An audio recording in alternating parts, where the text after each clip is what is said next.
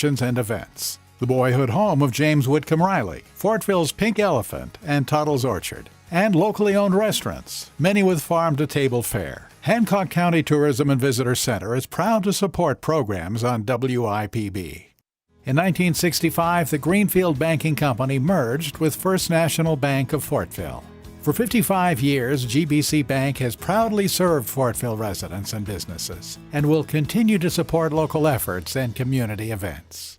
Now Entering is made possible with support from GBC Bank, Indiana Aircraft Hardware, Hancock County Tourism and Visitor Center, with additional support from Ben Eads State Farm, Elite Beverages, Fortville McCordsville Chamber of Commerce, Hancock County Historical Society, Hancock Health, Libby's Ice Cream and Gifts, Maduro on Main, ServiceMaster by Fence, the Town of Fortville. I'm Tanya Davis, member of the Town Council, and you're now entering Fortville.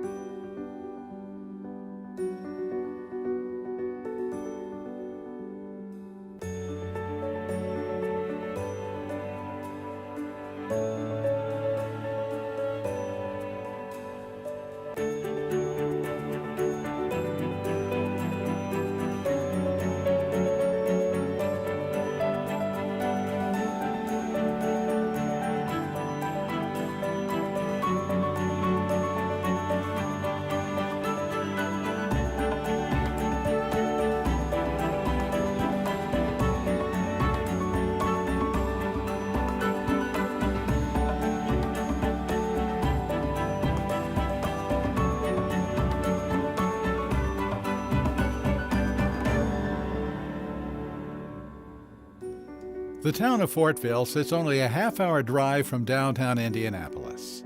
But walk down Fortville's charming Main Street on a sunny afternoon, and you'll feel a world away. Named for Cephas Fort, the original owner of the town site, Fortville was incorporated in 1865. Today, Fortville is growing, with a highly rated school system and a revitalized historic downtown. Visitors may recognize Fortville by its pink elephant statue. But residents know there's a lot more that makes the town unique. From weaving lessons in a historic downtown house to a large annual fundraiser for children with a rare chromosome disorder.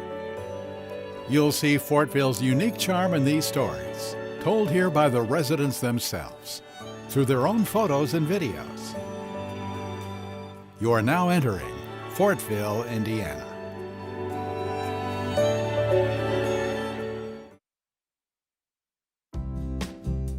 My name is Maria Bond, and I'm the Director of Community Relations at Mount Vernon Community School Corporation.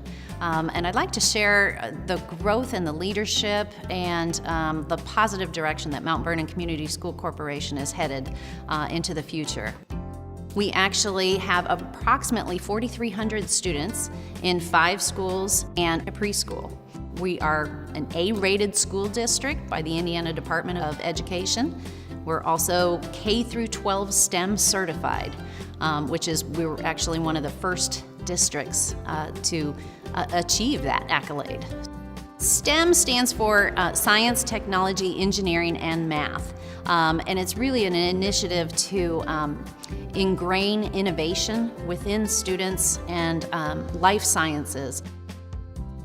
For our schools, we have, not only robotics clubs, we also have actually STEM classes in the elementary schools where the elementary students go to these classes and they work with manipulatives and they're working on different projects and they learn that it's okay to fail. If their, ball doesn't fall in the right spot that it's supposed to and the project doesn't work, it's okay. We're learning, we're continually learning, so that's good. Mount Vernon Middle School has an innovation lab that allows students to actually write on the tables. Their whiteboard, they collaborate together, they're large tables, they work together. The walls are actually glass, and they can use dry erase markers and write on the walls and really collaborate together on different projects. It embraces the creativity of the students. We have a program called TBRI, which stands for Trust-Based Relationship Intervention. And all of our elementary teachers have gone through that training, and we plan to launch it soon with our Mount Vernon Middle School teachers as well, and then climb up to the high school eventually as well. This program really focuses on meeting the needs of the entire child. What's neat is that the class ends up kind of working together and supporting the student as well. If there's a student that they know just needs to step away, the students also kind of cooperatively learn, you know, Johnny just needs to step away for a second. It really embraces the entire climate and culture, and I think that's one of the things at Mount Vernon that really makes it very special is how supportive, and it's really a close-knit community. We're very fortunate. We have Superintendent Dr. Jack Parker leading us right now, and he has proven to be an incredible leader with a collaborative vision to bring in the stakeholders, both internal and external, to help develop the future of Mount Vernon. And so really, in all of our communications, we strive to be, ultra transparent. And I can honestly say it's a pleasure to work for him because he's truly a good person as well. So Mount Vernon is very fortunate to be led right now with this sort of collaborative and engaging environment that really strives for academic excellence for all students. All students. That's very, very important in the climate and culture at Mount Vernon. We recently had a demographer's report in 2019 that shared that within 10 years, we will be facing a 50% enrollment increase. So it's a wonderful challenge to have. And I will say that the growth is steady. It's a steady, manageable growth. Dr. Parker is an amazing visionary, and he's really built a lot of collaboration to bring in all sorts of stakeholders to support this vision.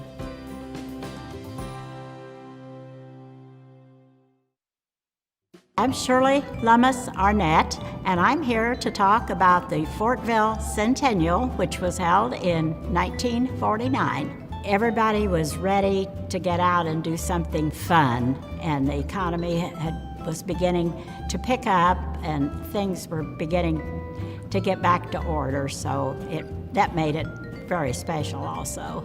It lasted a week, and each day there was a different activity going on.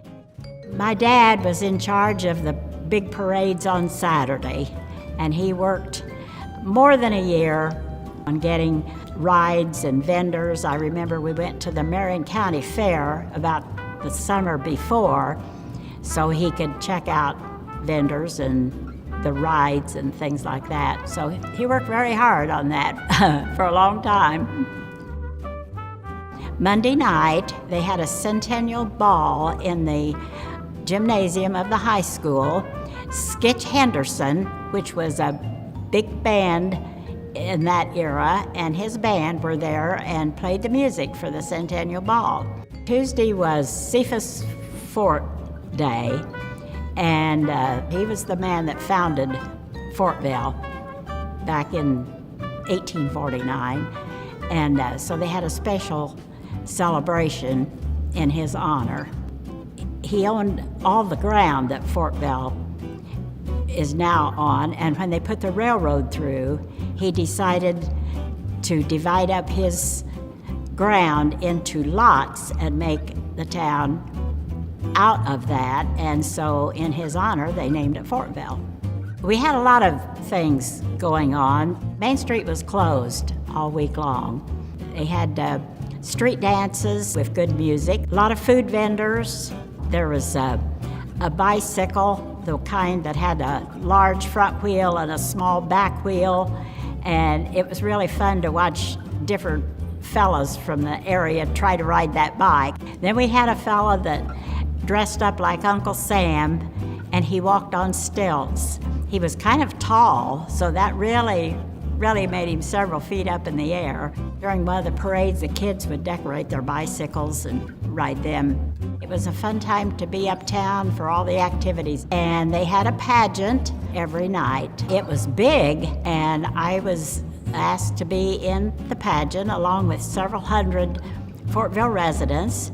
It's called 10 Decades on Parade.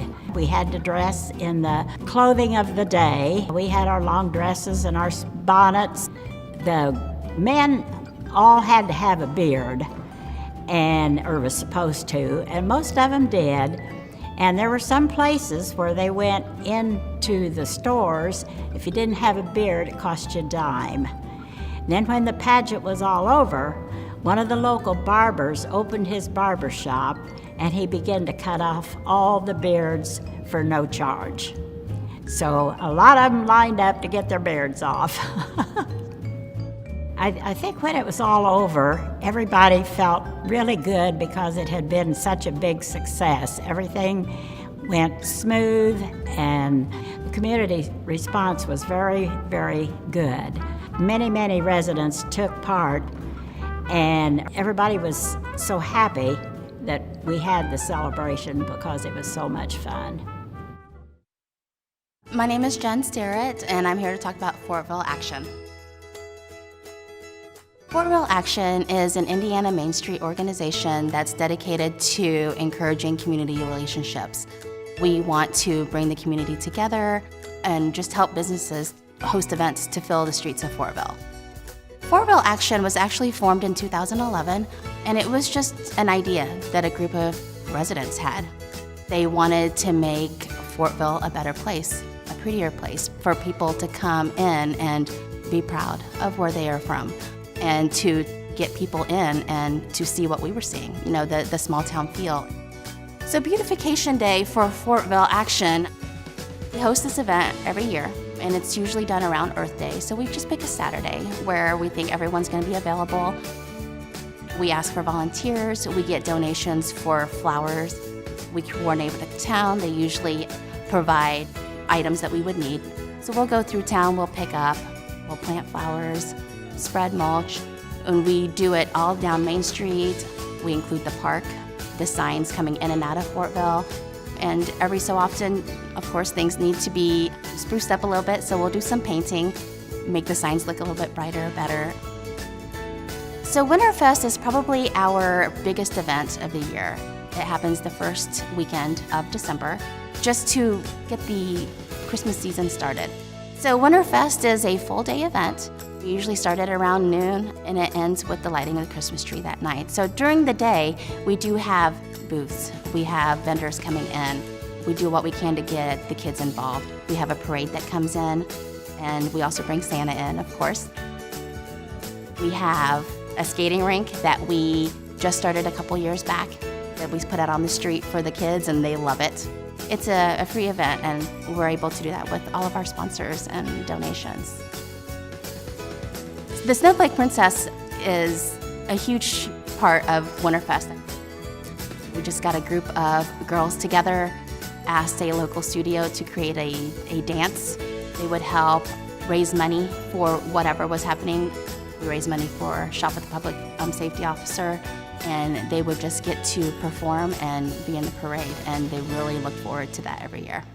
Fortville Action had some pop-up concerts that they did throughout the years, just smaller ones that popped up on Main Street here and there. One of the members suggests a summer concert series a couple years back, and of course we were all just new to it. We had no idea what we were doing, but it sounded fun, so we're like, let's do it. We invited concerts to come in once a week in June, and they would just perform out in Landmark Park. And it was just a way to bring community together, to bring people out, to meet new friends, to meet new people, and to kind of catch up with everyone. People look forward to that now every year, so that's something that now we need to do bigger and better every year, bring in more bands. We get people coming out from all over Indiana. Some of the feedback that we got was just from everywhere on Facebook or message us, and they're like, we're not even from Fortville, but we brought our family and we're coming back next year. So they're very excited. So it's bringing people in from all over Indiana. Main Street Fortville has always been a safe place. My kids love getting out, walking the streets. Everyone is so friendly. It's just a really safe place. Hi, I'm Darcy Lunn, and I live in Fortville, Indiana. Fourth generation and still on the family farm, so we're small. It's considered a gentleman's farm. It's only 120 acres, but we still have it, and we're still farming it. But we cash crop with a neighbor, so sunrises, sunsets, the smell of the fresh crop, the earth in the spring being worked up. It smells that you can't even explain to anybody until you smell them. The dirt, the feel of the dirt, watching the crops grow, the harvest. And in the olden days, there was always a victory dinner or a harvest dinner because the season was over and the crops were tucked in and the farm was ready for winter. That's what I love about it. I had 3 younger sisters. We had to self-entertain ourselves. Dad wanted 2 boys and ended up with 4 girls. I was number 1 hay hand. Wanted a horse, but it wasn't a good utility animal, so my dad had calves, and we'd go out and bottle feed it and get it tamed, and all 4 of us would jump on the back of the cow, and the one in front would grab an ear to guide the cow, and the person in the back yanked on a tail to make Billy, the cow, go, and we just waddled along with her.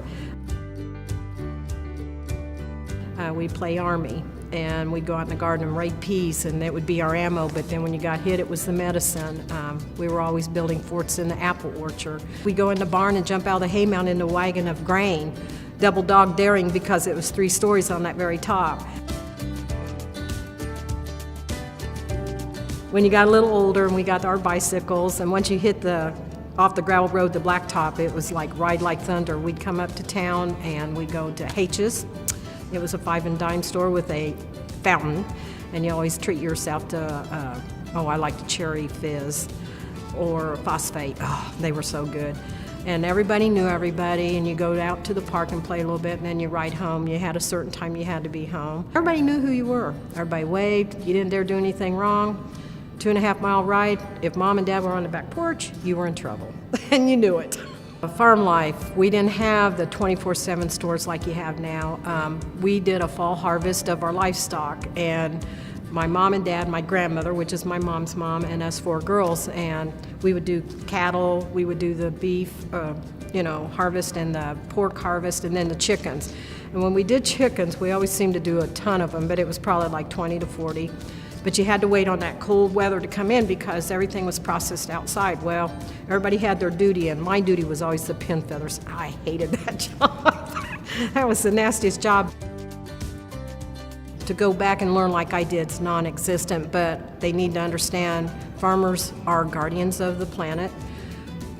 They feed and care for so much of this globe here in the United States, overseas, and they need to give respect and strength and support to these farmers because without them, we'd be nothing.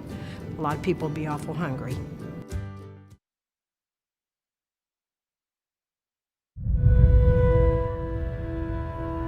My uncle used to say its name was Theodore, so I think it kind of goes by many different names. Our amazing pink elephant. It's been kind of, I guess, what Fortville is known for by a lot of people. So if you say the town of Fortville, people think giant pink elephant, I think, a lot of the time.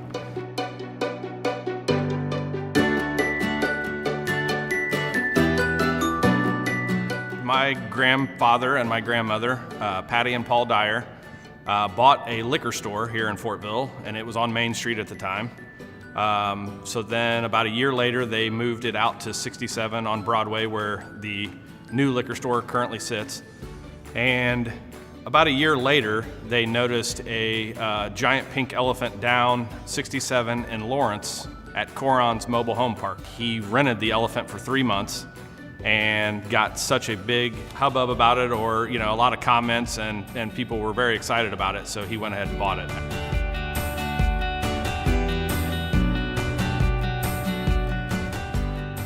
It's been in the Weird Indiana book. It was on the cover of one of them. I actually have a poster of that book. Whenever we do a parade, usually in town, for the Winterfest, it's been in that parade. They used it for a Bastille Day celebration they had. They took it out to the park. there's another charity based out of Fortville called Cammie's Cause, and we have used that with Cammie's Cause as well. So it's just, we've kind of taken it out into the community, and people just celebrate it as, you know, it's kind of the town coming through.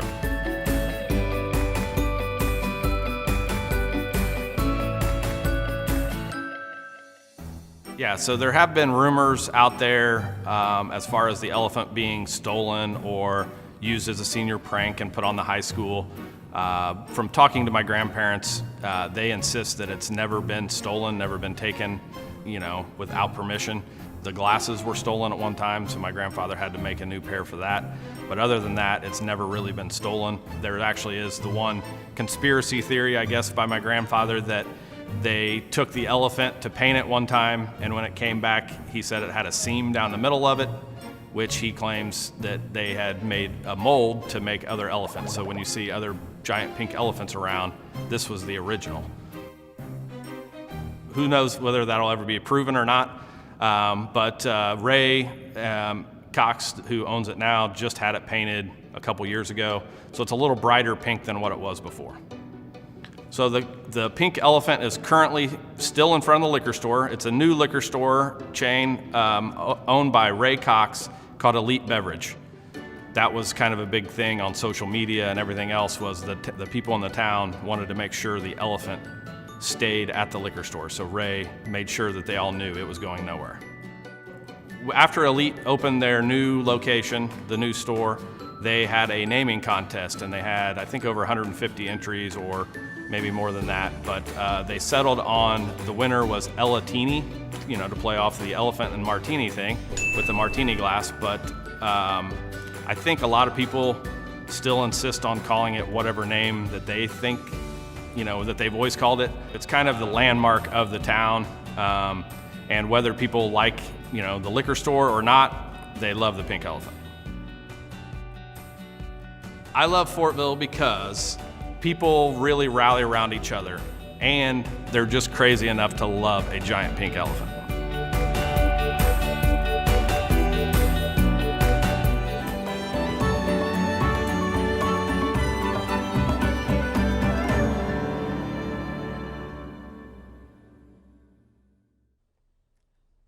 Good evening, and thanks for joining us for the newest installment of WIPB's Now Entering series as we visit the town of Fortville, Indiana. We've seen some great stories already. Hi, I'm Angie Rapp, Marketing Manager at WIPB, along with my co-host for this evening, Michelle Kinsey, the Community Engagement and Grants Manager here at WIPB. We're so happy you could join us for this unique local program that gives you the opportunity to get to know the people and places of Fortville through the stories told by the people who live there. Absolutely. First of all, I want to know where my elephantini is. Elatini? You screwed it up. Where's my elatini? That would have been so fantastic right now. It looks a little different tonight on our Now Entering set as we try to maintain safe social distancing. Usually we have a great volunteer phone bank right behind us with some of the storytellers from the production. But tonight our phone bank is located next door in WIPB Studio A. Hello everybody over there. Hi guys. Thanks so much for joining us, and thanks to our wonderful viewers at home for watching along with us. We know that you're loving this program, and there's so much more to come. But first, we need to hear from you. Throughout our 49 years, can you believe it, Michelle? Wow. Tomorrow we turn 49. Your support has made it possible for us to bring you programming that entertains and educates, providing rich experiences that allow us all the opportunity to take a break from everyday life and relax and enjoy ourselves. The WIPB production team had a great time visiting Fortville and learning about what makes this town special. We're here this evening not only to celebrate Fortville, but to ask you to be a part of what makes WIPB special, our members. Your generous gift right now helps create more of the local programming you enjoy and want to see on WIPB. Call right now at 1-800-252-9472 or go online to WIPB.org. We want to hear from you. Let's get those phones ringing. If you know folks who are from Fortville and maybe they've moved away, let them know. They can go to WIPB.org and watch the live stream right now. You can also watch us on the WIPB Facebook page. Don't forget to leave us a comment about Fortville at #NEFortville. WIPB loves being able to go out into the communities and connect with you by providing the best in local programming, arts, history, science, and news, as well as through our community engagement activities. We would love it if tonight you would take just a minute and make that connection with us by calling in with your support. Every single dollar makes a difference as it goes right back into serving you, your family, and our entire community. It's something that is more important now than ever before. Call 800-252-9472 or go online at wipb.org. And when we do hear from you, we would love to send you the DVD of tonight's program for you to enjoy.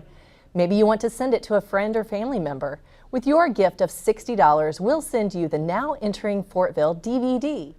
Or if you make a donation of $108, we'll send you 2 DVDs.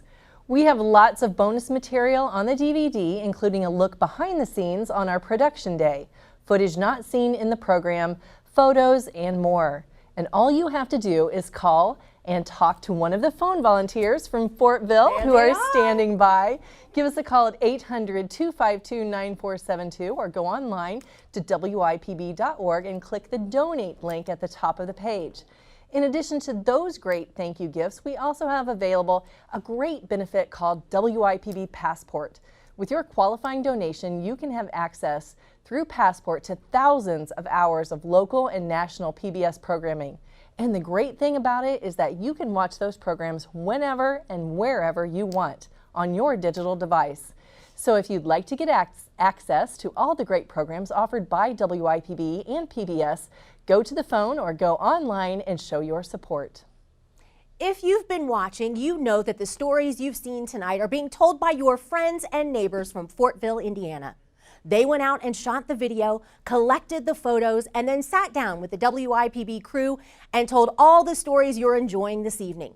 You know, it's not a small feat to bring it all together. It's a partnership between WIPB and the whole town of Fortville. And now we're asking you to do your part. Become a member. Call 1-800-252-9472 or go online at wipb.org to make a gift of support. You and only you have the power to provide this station with the resources it needs to continue its mission, providing the best in thoughtful and thought-provoking media, inspiring stories, and great entertainment that you rely on. This series is one of my favorites because we get to hear your stories, and it's only here on your local public television station. So call now to support the programs you love at 800-252-9472 or go online at wipb.org. You count on WIPB as not only an enjoyable escape, but an adventure worth taking. And as a WIPB and PBS viewer, you know how important it is that everyone in your community has access to this crucial resource. When you make your donation of support online or over the phone, you're ensuring that everyone has equal access to the programs and resources here on WIPB. From the vital, in-depth news and documentaries to the critical learning tools and services, the programs here improve and empower your community every single day.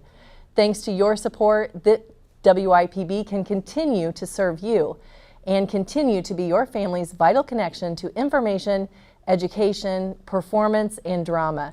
And remember, the key to all of these wonderful programs is you. This is your chance to help sustain and support the station you and your community watch, enjoy, and cherish. If you're already a member, thank you for making all these experiences available for everyone in our community. And if not, please make your contribution today to keep this essential service strong. Call and talk to one of our great Fortville phone volunteers at 800-252-9472 or go online to wipb.org. And when you make that great contribution, we have some ways that we want to say thank you to you. That's absolutely right, Angie. When you call and make a gift of $60, you'll receive your very own copy of the Now Entering Fortville DVD. And with your donation of $108, you'll get 2 DVDs, one for you and one to share with a friend. This DVD has bonus material not seen on this evening's program, including behind-the-scenes footage of production day, photos, interviews, and much more. So give us a call and let us know that you support Now Entering Fortville. We also have a few other benefits when you support WIPB tonight. You will receive our on-the-air program guide and WIPB Passport. WIPB Passport makes it easier for you to watch your favorite programs by giving you access to an on-demand library of PBS programming. You can access Passport online, anytime, anywhere, 24/7. So make that call now, 800-252-9472, or give online at wipb.org. The Now Entering series is one of the best and most important things WIPB does. Part of our mission is to be the local voice for the communities of East Central Indiana, and this evening we're bringing you the stories of Fortville. The wonderful people of Fortville came together to help make this show possible. Thanks to everyone who's already called in supporting great local programs that only WIPB, your PBS station, can bring you. WIPB affects your life every day with dazzling explorations into art, theater, and music, in-depth documentaries, and the moments that have made us who we are. Here you find a welcoming escape into memorable stories and drama alongside the most in-depth, reliable news and information anywhere. PBS is a trusted, essential service for everyone, and with your donation, you can ensure that it will always be here for you to enjoy. So please, make your contribution to this station right now, either online at wipb.org or over the phone at 800-252-9472. Your donation today helps make sure the service you count on will be here for you tomorrow. And remember, you can leave us a message about your memories of Fortville or what you like about the show at hashtag #NEFortville, or give a message to one of our phone volunteers when you call in. If you haven't called in yet, then now's the time. Call 800-252-9472 or go online at wipb.org and click the donate button to make your gift of support. As I said earlier, our phone volunteers are storytellers from Fortville, and we're going to chat with one of them right now. Well, rather, I'm not going to chat with them. Paul Brown, a producer with Now Entering, is over in Studio A with Darcy Lund. Paul? Thanks, Michelle. I am here with Darcy. Darcy, thanks for joining us tonight. You're welcome. We saw your story there a few minutes ago. You're the fourth generation on your family farm, still living there. What a wonderful story, lots of memories. I'm wondering, what was the process like as you gathered the pictures for us to use in that story? Oh, going through them photos. I love photos anyway, but just many, many, many good memories. Sat and laughed, shared a lot with my mom as I was trying to whittle down not having 1,000 pictures. And one I really wished I would have done is, I'm glad to see so much segments on the schools and everything, but where the high school sets was actually my mother's grandparents' homestead farm. And the barn and the house is still there. So there's a lot of history, but I love my pictures. Hi, Fortville. Now, when you came to Fort Naz Church for our production day, you sat down in front of a camera, a bunch of lights, not something you're used to, right? No. Take the viewers behind the scenes. What was that day like? What was the interview like for you? Well, believe it or not, I had trouble getting in front of an audience talking, but in an audience I can talk quite well, but you guys made it very comforting. You gave us direction. It amazed me what you guys do to put something like this together, and behind the scenes, it just blew me away. Little envious. I'd like to have your job, maybe, but you do quite well. Just sharing the different experiences, reviewing my life down to a narrow storyline. Sometimes I wish I could go back in time, but I can't do it. So, folks are watching from home. We got folks watching on TV, watching on Facebook, watching from all over the place. This program helps us fund future towns of the Now Entering series. Why do you personally feel that it's important for folks to call in and contribute and be part of what WIPB is doing? This is, to me, historic. Fortville's growing by leaps and bounds, but we're capturing some of our history and our heritage. And I saw the one Now Entering Pendleton, and I was blown away with it. And then when I heard about Fortville, I just had to be part of it, because even though I lived outside of Fortville, I've always been here, and I plan to stay. So, but please call in, support this station, make donations and contributions. You get a CD, keepsake, and next time we do this, you guys ought to come and join us. It's been a blast. Darcy, thank you for joining us. Thanks for being part of the show, and we'll send it back to Michelle and Angie. Bye, Fortville. That was great. Yes. You know what? That is One thing that I have absolutely noticed this evening is the amazing photos and videos that the people of Fortville have provided this evening. They are spectacular. So thank you so much, everybody, Fortville, for really stepping it up. And thank you to a couple of people who have already called in this evening from Fortville. We want to thank Sharon Beamer. Sharon Beamer and Carolyn Sillery from Indianapolis. So thank you to Carolyn. Awesome. And to Sharon. Do you have any thank yous, Michelle? I do. I have one, Eileen Berza of Greenfield, and she says she's a Fortville wannabe. I love that. I think I am too. I know, after already. Just this first segment, right? Who doesn't want a giant pink elephant with a martini in their town? I know, exactly. That's fantastic. All right, well, we also want to take a moment and thank some of the community sponsors for helping make this program possible. Thanks to Ben Eads State Farm, Elite Beverages, Town of Fortville, and Hancock Health. And thanks to our presenting sponsor, Hancock County Tourism and Visitor Center. Now, we'd love to thank you. If you're not a member of WIPP yet, now's the time to pick up the phone and give us a call at 800-252-9472 or go online at wipb.org and show your commitment to excellent public television that only WIPB can provide. And now let's get back to Now Entering Fortville.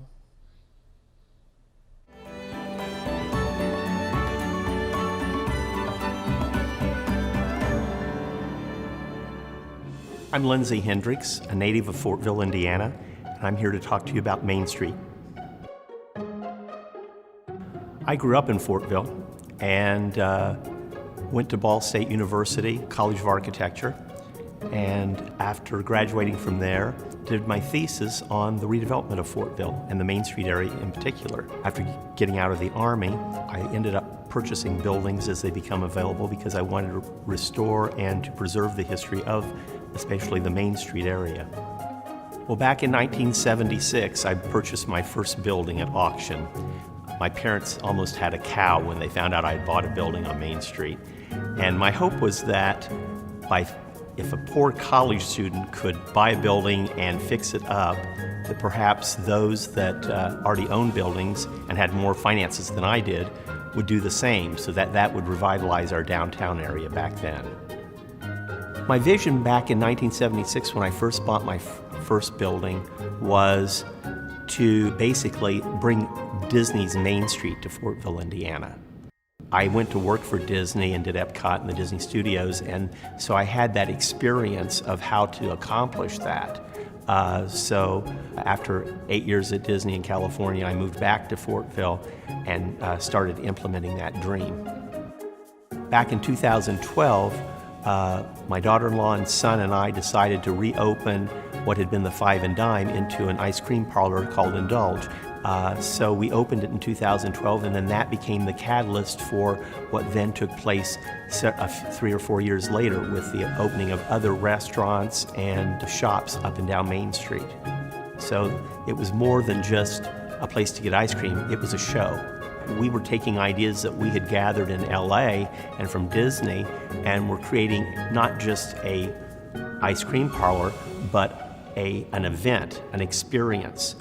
We were taking the 1940s cabinetry and soda fountain and artifacts and creating an environment people couldn't experience anyplace else.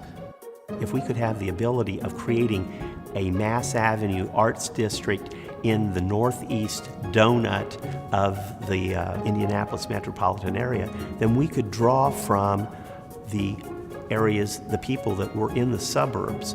That's one of the reasons I put a park in, was so that it would become a catalyst, a weenie for the end of Main Street.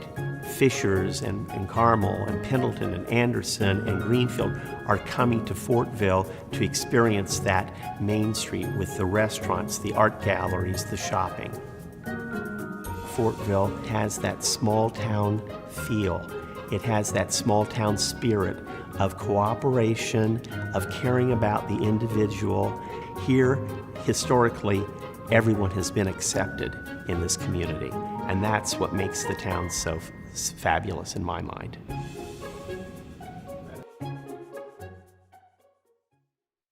My name is Shiloh McFarland, and I'm here to talk about Mount Vernon schools and how they allow students to get involved in the community of Fortville. There's a bunch of unique clubs. One of them is called African. It's a student-led group where we have events throughout the year to raise money, and that money gets sent to villages in Nigeria to provide clothing, vaccines, food, and clean water sources to villages in Nigeria. It's really fun. We have a lot of fun events throughout the year to raise money for that, and it's all student-led. It's a really unique way to reach out, not just to our community, but across the world. There's so many clubs at Mount Vernon that students can get involved in. One that we did, student government, we had an event where we raised money for this movement called A Million Meals Movement. And that movement, they provide meals for homeless in the Indianapolis area, which includes Fortville. So student government, we had a penny wars for all the students, and it was a competition between the grades, freshman, sophomore, junior, senior. So we could bring in pennies to put in the jars, but you could bring in cash to subtract from the other grades. So it was a really fun competition, and we ended up raising over $1,000 in that week in change for the Million Meals Movement. It was really successful and really fun. The winning grade who had the most money got to participate in a teachers versus students basketball game. I was really excited. My class actually won that competition, so I got to watch my friends play in the teachers versus students game. It was really fun.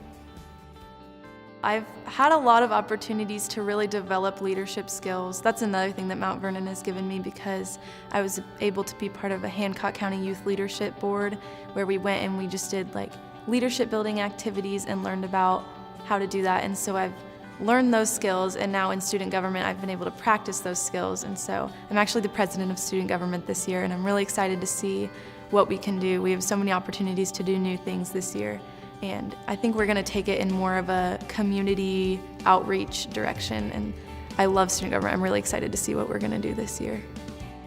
The staff is really involved in students at Mount Vernon, and they take their time to invest in students and build relationships. And I've been personally impacted by the staff at Mount Vernon, even from a young age all the way until now.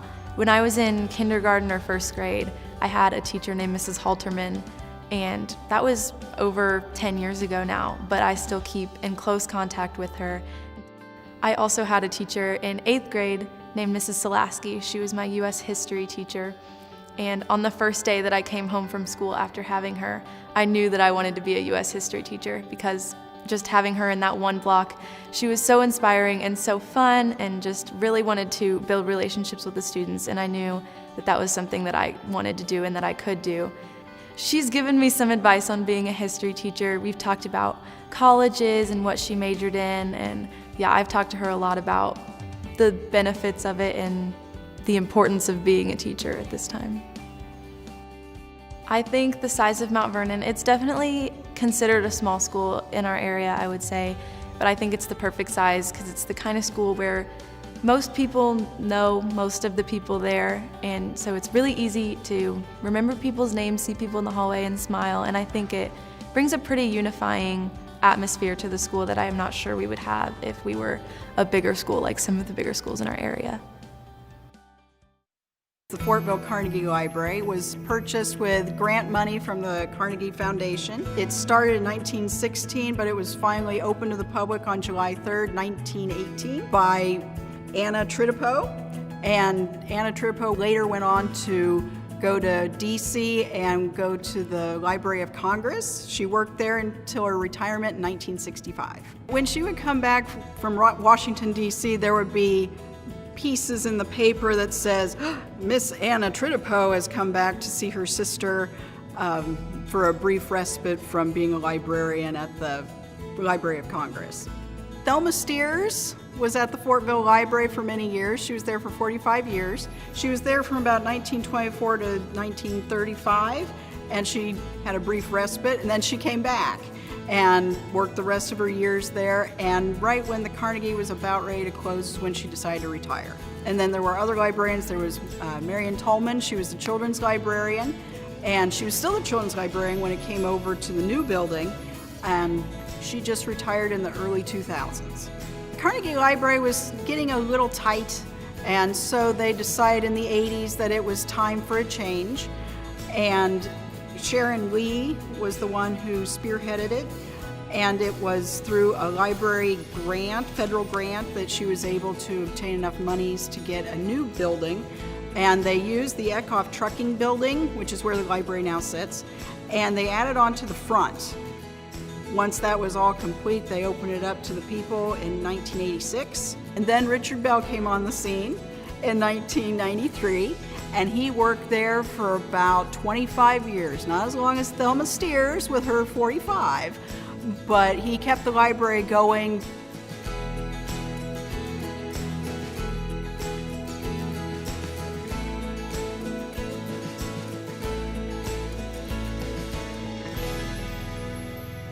There were a few people that were local authors, or they were put into books that were made famous. One of those I have here is Marie Adams' book, The Jumping Off Place. She was a Methodist missionary during World War II. She went over to the Orient in 1915, and she kept going back, and she would come back home again. But of course, World War II hit, and she was put in a concentration camp. Then she was out of the concentration camp, but she went back in 1947, and she was there for several more years and kind of sort of retired in the 50s. She called this the jumping off place because she went to college at DePaul University, which was a big Methodist school, and everybody told her that, well, that's the jumping off place. You never go anywhere, do anything, see anything, you never amount to anything. And that's where she did a whole bunch of good missionary work and fulfilled her life's calling. Another book with a local connection was Jack Stewart Ford. What connects it to Fortville is Bob Drake. Bob Drake actually got a Jack Stewart Ford in 1941, but he got the car back in the 50s and took him till the 70s to get it roadworthy. The author has actually interviewed Jack Stewart, as well as 4 other people that had connections to the Jack Stewart Ford, and Bob Drake is one of those. And a lot of the photographs inside are taken from Bob Drake's personal collection about the car, as well as him putting together the car over the years, and he was able to drive it in 2006 to our cruise in downtown Fortville. Another book was by Perry Frank McCarty. He did this poem for leisure hours in his retirement years. His family was very famous by Fortville standards because they were the undertakers of the area, came in about the 1880s, 1870s. And they were cabinet makers, furniture makers. It was in his last couple years that he did this book. What's really great is the photographs inside are by Dr. C.E. McCord, and it's actually people from Fortville and locations back in the day. So it's more historically significant to the people of Fortville. My name is Jared Heiner, and I am here to tell you all about Cammie's Cause today. Cammie's Cause is a music festival that we created in 2004, and its sole purpose is to raise money and awareness for the 4P- support group, which is a 501c3 nonprofit here in the United States. And to really understand why we chose that organization and that reason to create a festival around, we got to back up just a little bit to talk about who Cammie is and the namesake for the festival. And Camden is my daughter, born in December of 2001. And Camden was born full term, but medically there was something very wrong with Camden. And it took them about a month to figure out what was going on with her. And they gave us the diagnosis of 4P-, or Wolff-Hirschhorn syndrome. And just like you, we were like, what is that? I've never heard of that in my entire life. It's a rare chromosome disorder, and to be honest, we don't know much about it either. So we received, quite literally, a piece of paper from the hospital that had a few paragraphs to summarize what my daughter's condition was, and it was incredibly bleak. They said that she would never walk, never talk, never have a personality, never feed herself. If she lived past a year, that more than likely she would be in a vegetative state. So this was the information that they presented to us, as young parents with this newborn child, which sent us into quite a bit of panic, a lot of unrest and a lot of unknowns out there. So my mother previously, just a few years prior to that, had a child of her own that had a very rare chromosome disorder called trisomy 18. Come to find out, not hereditary, so both of them were just, 1 in 50,000, 1 in 100,000, whatever the odds, are looking like these days. So because my mother went through that already,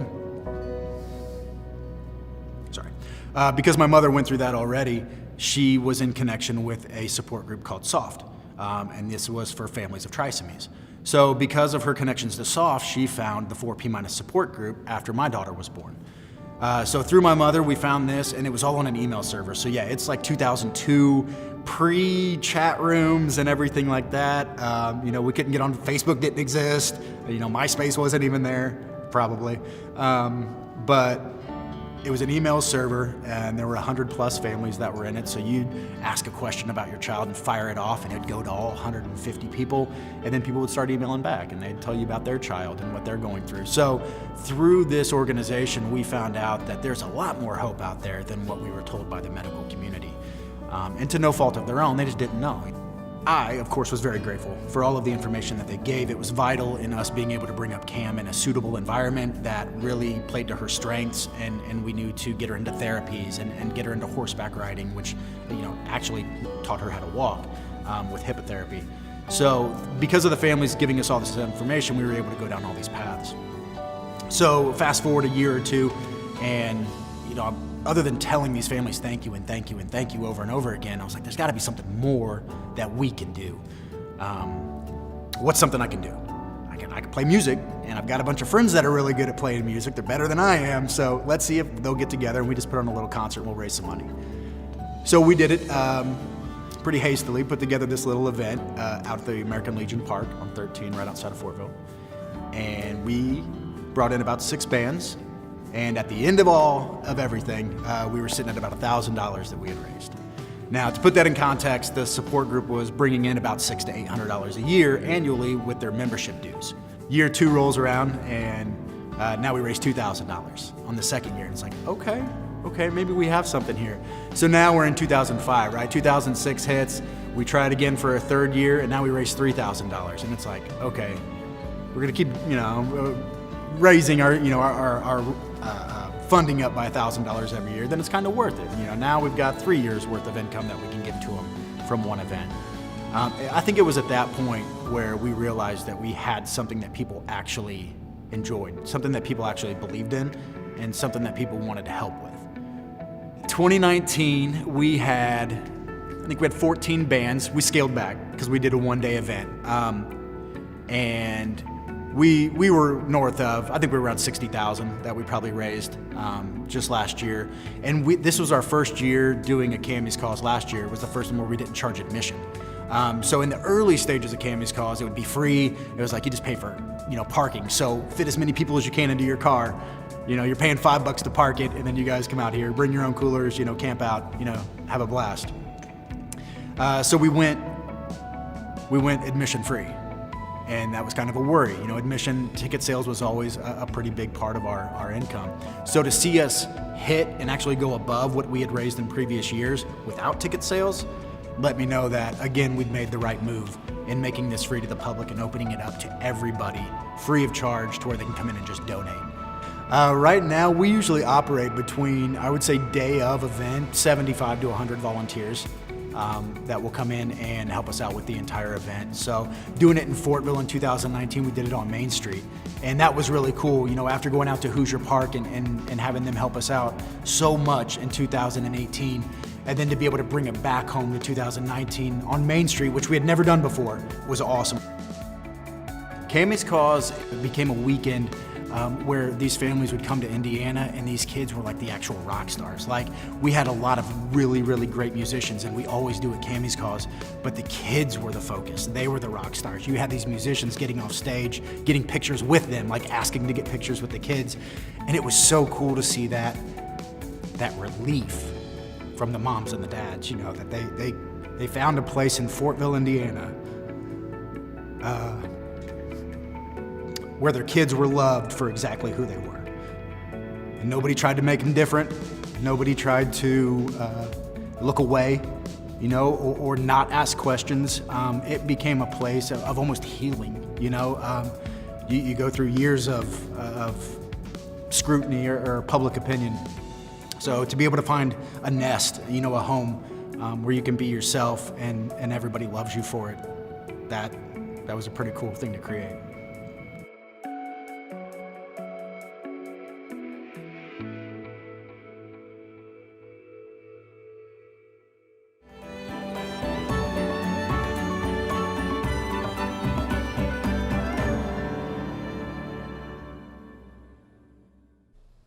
Oh my goodness, what a beautiful story. What a wonderful event.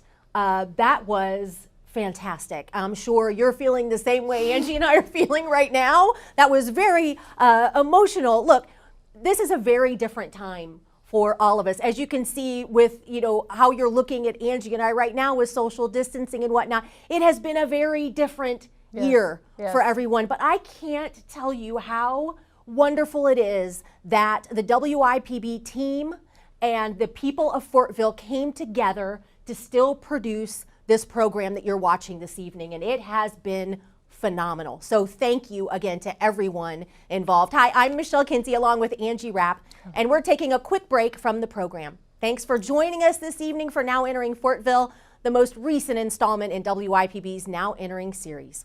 We wanted to remind everyone that in addition to watching us on TV tonight, we are streaming live at WIPB.org and on Facebook. Be sure to comment with hashtag NEFortville. And we've got some people to thank. They're rolling in. The calls are coming in, and they're even, you know, donating online. So thank you so much, everybody. Jared Heiner of Fortville, thank you so very much. Matthew Larson of Virginia, all the way from Virginia. Wow. Matt says he knows Jack Burgess and Mr. Edwards and would like to say hi. So hello. And thank you to Kelly Hirschman of Fortville. She's been living in Fortville for 25 years and she says she loves it. And then Nancy Finney, thank you for calling in from Muncie. She says she's enjoying the program. She's been waiting for this to come on. She said she even put a note on the TV so she wouldn't miss it. So thank you so much, Nancy, for tuning in this evening. Angie? I love that. It sounds like something I need to do. And thank you also to Lynn Loudon of Fortville. She says she just wanted to help out. She raised her kids and grandkids in Fortville, and she's Cammie's grandma. Oh, love that. I know. Jamie Arnett of Fishers, thank you for calling in tonight. And you can be the next person that we thank live on the air when you give us a call. Absolutely. Now Entering gives local communities an opportunity to have a voice and to become visual storytellers. Working with WIPB, your friends and neighbors became the filmmakers and helped us create the Now Entering episode you're watching tonight. WIPB had a great time partnering with Fortville for this episode. The production crew spent the day at Fortville Nazarene Church getting to know the storytellers and their stories. Each person had so much pride when they were telling their story. And WIPB takes pride in being able to bring you quality local programs like Now Entering. Let us know that you're enjoying this evening's show by calling 800-252-9472 or going online to WIPB.org and make your donation. And when you do, when you give $60, you'll receive the Now Entering Fortville DVD as your thank you gift. The DVD has bonus footage and that you'll not see in tonight's show, as well as behind-the-scenes footage of production day. If you contribute $108 tonight, we'll send you 2 DVDs of Now Entering Fortville, one to keep and maybe one to give away to a friend or family member. Making an impact is really this station's commitment to you. Here you'll find the programs you not only want but need in your life. Programs that cover a vast world of information, culture, and learning. Like this one, where we're learning all about our wonderful neighbors in Fortville. It's something WIPB brings to you every day, an appreciation for the world around you that allows you to see things in a different light. But please don't take this crucial resource for granted. Make a financial contribution to this station right now. It just takes a few minutes online or a quick phone call, and it ensures that you can continue to learn and grow, and that WIPB will be able to bring you even more engaging experiences. Member support like yours is especially important and powerful as WIPB plans more local programs, outreach, and initiatives. Join us now online at WIPB.org or call and talk to one of our great phone volunteers. There they are. Hello, people. At 800-252-9472. Thank you for making more great public television possible on WIPB. WIPB believes that people want to understand the world around them and that everyone can benefit from access to the arts, nature, science, and innovation. That's why we invest in programs like NOVA, Nature, and Masterpiece. It's why we produce local shows such as Wellness Matters, The Roundtable, and Now Entering. When you make your donation of support online or over the phone, you're ensuring that everyone has equal access to the programs and resources here on WIPB. Thanks to your support, we can continue to serve you and continue to be your family's vital connection to information, education, performance, and drama. And remember, the key to all these wonderful programs is you. This is your chance to help sustain and support the station you and your community watch, enjoy, and cherish. If you're already a member, thank you for making all of these experiences available for everyone in our community. And if not, please make your contribution today to keep this essential service strong. And when you make that contribution, we have some great ways to say thanks. Yes, we certainly do. All you have to do is pick up the phone and call 800-252-9472 or go online at WIPB.org and show your commitment to excellent public television that makes a difference. If you make a gift of support tonight with a contribution of $60, we'll send you the Now Entering Fortville DVD, which will have bonus footage and photos. And if you can give just a little more, with $108, you'll receive 2 DVDs of Now Entering Fortville as a thank you. And don't forget, with your qualifying donation, you can take advantage of a very special member benefit called WIPB Passport. Passport brings you thousands of hours of great PBS and local programs whenever you want on the PBS app, your streaming player, phone, or tablet. Call 800-252-9472 or go online at WIPB.org. Our purpose is clear: to be an invaluable source of news, ideas, and inspiration. Your donation is really an investment into your community, helping ensure that there will always be community-centered programs right here on WIPB, and that everyone has access to essential learning tools and educational resources that really make a difference. Our Fortville phone volunteers are waiting to hear from you. Call 800-252-9472 or go online to WIPB.org. Now it's time to head over to Studio A once again with Paul Brown, one of the Now Entering producers, to talk with one of our storytellers, Phil Edwards. Thanks, Angie. I see a lot of you guys are watching on Facebook, so if you are, tag some of your friends in the comments there. Let them know they should tune in and watch too. We've had a lot of folks watching, and Phil, thanks for joining us. Absolutely. Now, your story hasn't aired yet, so we're still looking forward to seeing that. Yes. But you're the lead pastor at Fort Naz, and you guys were kind enough to host our production day at your building. We set up all our lights and cameras and everything. What was it like seeing all that set up in the gym there? Oh, it was fantastic. And I've been in ministry for a little over 40 years and never experienced anything like that inside of our church property. So it was wonderful. I wasn't sure what the transformation was going to be in our gym, but when I walked in, it was fantastic. But even with all the lights and the cameras and the actions, you all made us feel very comfortable. And I know when we spoke our little spiels and our pieces, we were a little nervous, but things went well. Yeah, and we had some help from the Historical Society folks bringing in some of those artifacts from their collection to put in the background of this. It was wonderful. Yeah. Now, you're the lead pastor at Fort Naz, but also the president of the Chamber of Commerce. That's true. So it's very important to you to be involved in the community and as a church as well. Yeah. Why is that such an important thing for you guys? Well, we feel like that we're blessed to be a part of Fortville and that community and be a part of the church community. There are several other churches in there, in that community, and we're glad to be a part of that. And we just feel like it's a family, a community feel, an event. And so it's not all about us. It's about everybody around us. And we don't want to just be internal. We want to be external. So how can we help those around us? And so we're happy to be a part of the community and open up our church however we can. Now, speaking of the community, we saw the Cammie's Cause story there. Wonderful example of folks supporting a worthy cause.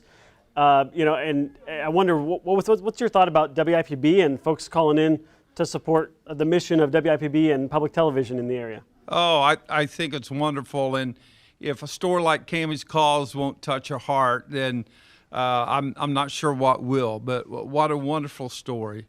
And we just feel like there's more of those stories in Fortville. And we want to just embrace those stories and get around people who has those kind of stories. And again, I think we're one big family, and family helps each other. So that's very, very important to us. As I mentioned, your story is still coming up a little later. Yeah. You got a chance to watch it before. What did you think of the way everything came together? Well, I thought you guys did a great job for what you had to work with.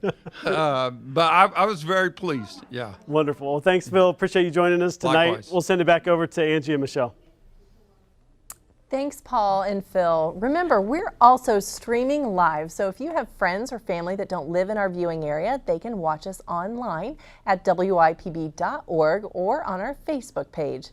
Make sure to comment about your memories or stories of Fortville, or just say hi and tag #NEFortville.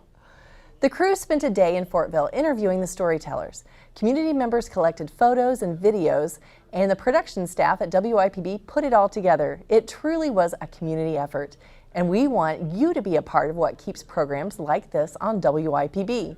Thanks to everyone who has called in already to support WIPB and Now Entering Fortville, including... Yes, we have a few more. Joe Hanson of Indianapolis. He's a former resident of Fortville. Thank you so very much, Joe. And James Strickland, who lives in Carmel. He grew up and was raised in Fortville. He said he loves coming out there. Thank you so much, James. And now we want to hear from you. So give us a call right now. We also want to thank some of our sponsors, right, Angie? That's right. We have Hancock County Historical Society, Libby's Ice Cream and Gifts, Maduro on Main, Fortville, McCordsville Chamber of Commerce, and Service Master by Fence. And I have to add that I love going to Fortville for Fox Garden. Oh my goodness. Don't get me started Delicious on Fox and Garden. Great live music. Listen, don't get me started. The Now Entering program is WIPB's way of connecting with the communities in our viewing area. If your town is interested in being a part of Now Entering, let us know. The Now Entering project has been a fun way for WIPB to make new friends and engage new members, as well as tell everyone about the great neighbors around them. And remember, you can get your own DVD copy of Now Entering Fortville when you call 800-252-9472. Our phone volunteers, many of them the amazing storytellers from the program, are waiting to talk to you. So many people were instrumental in making this project a success, getting the word out, hosting a town hall meeting, and more. We want to thank everyone who was involved in the planning of this program. And we want to thank the rest of you who have called in tonight. Do we have any more thank yous? Yeah, we don't have any, but I've been hearing the phones ringing, so I know we've got some more We'll have coming. some the next time we come back. Absolutely. Call now at 800-252. Michelle, finish that phone number. 9472, or contribute online at wipb.org. Now let's get back to Now Entering Fortville.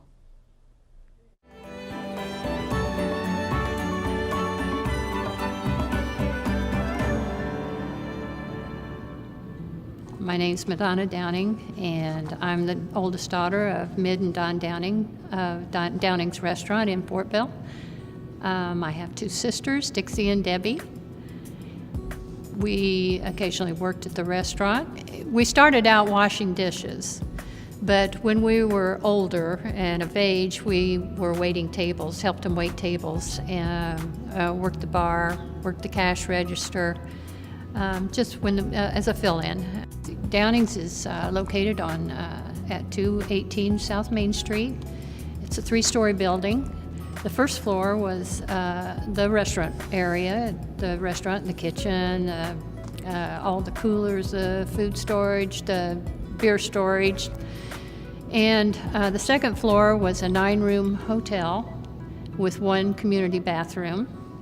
Mom and Dad actually lived in one of the hotel rooms when they first owned the restaurant. After I was born, we lived there for 2 more years until we bought the house on Stat Street. Downing's restaurant was renowned for their steaks, and every Thursday, Mom would drive down to Indianapolis, go to the grocery and talk to the butcher, and she would order what she would want. She would tell him the thickness of the steaks, the kind of steaks, the quality of the steaks. She was very, very specific about it. And then she would, while they were processing her order, she would go out to other shops and groceries and do the rest of her business, and come back when she was finished and pick up her order and drive it back to Fortville. All the townspeople, the businesses would come in for the lunch hour, and it was just like everybody knew everybody. It was such a nice environment. Mom and Dad were just fun people and easy people, and it was just a good place to work and for people to come and gather. Not only did the townspeople and the community come to the restaurant, but people from out of town and from even out of state. The business on the weekends was so busy, sometimes the people would be out the front door and down the sidewalk just waiting to get in. Of the celebrities that came in, one of them was Jack Dempsey, heavyweight champion, boxing champion. He and Dad were friends, and they would every once in a while have a nice friendly sparring bout. Of note, though, was that Jack Dempsey, after his retirement from boxing, went on to become a successful restaurant owner in New York City. Mom and Dad had celebrated New Year's Eve every year. She would hand out horns and hats and leis and noisemakers, and everybody would celebrate, and they'd ring in the new year, and it was packed. Everybody just, we all had fun, and it was a good place to be on New Year's Eve.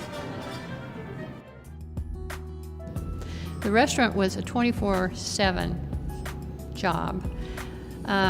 They were open in the morning from 7 a.m. to 1 a.m. But Mom and Dad, they were there most of the time. They'd take a break or so in the afternoon or before the rush hour in the evening, and Dad would take a small break after the rush hour. But then they were both back up at the restaurant after that, and Mom would be up there till about midnight, doing cleaning and doing what she needed to do, and Dad was up there refilling the beer cases and taking care of that, counting the money, and then he'd take it to the bank, and then they'd both go home. She enjoyed the business, and Dad did too, so they were in business till 1974 when they retired. The building still stands at 218 South Main Street, and the current occupant in that building now is the Wicked Scissors. My best memory and the best thing about being in the restaurant were the people. I enjoyed being with the people.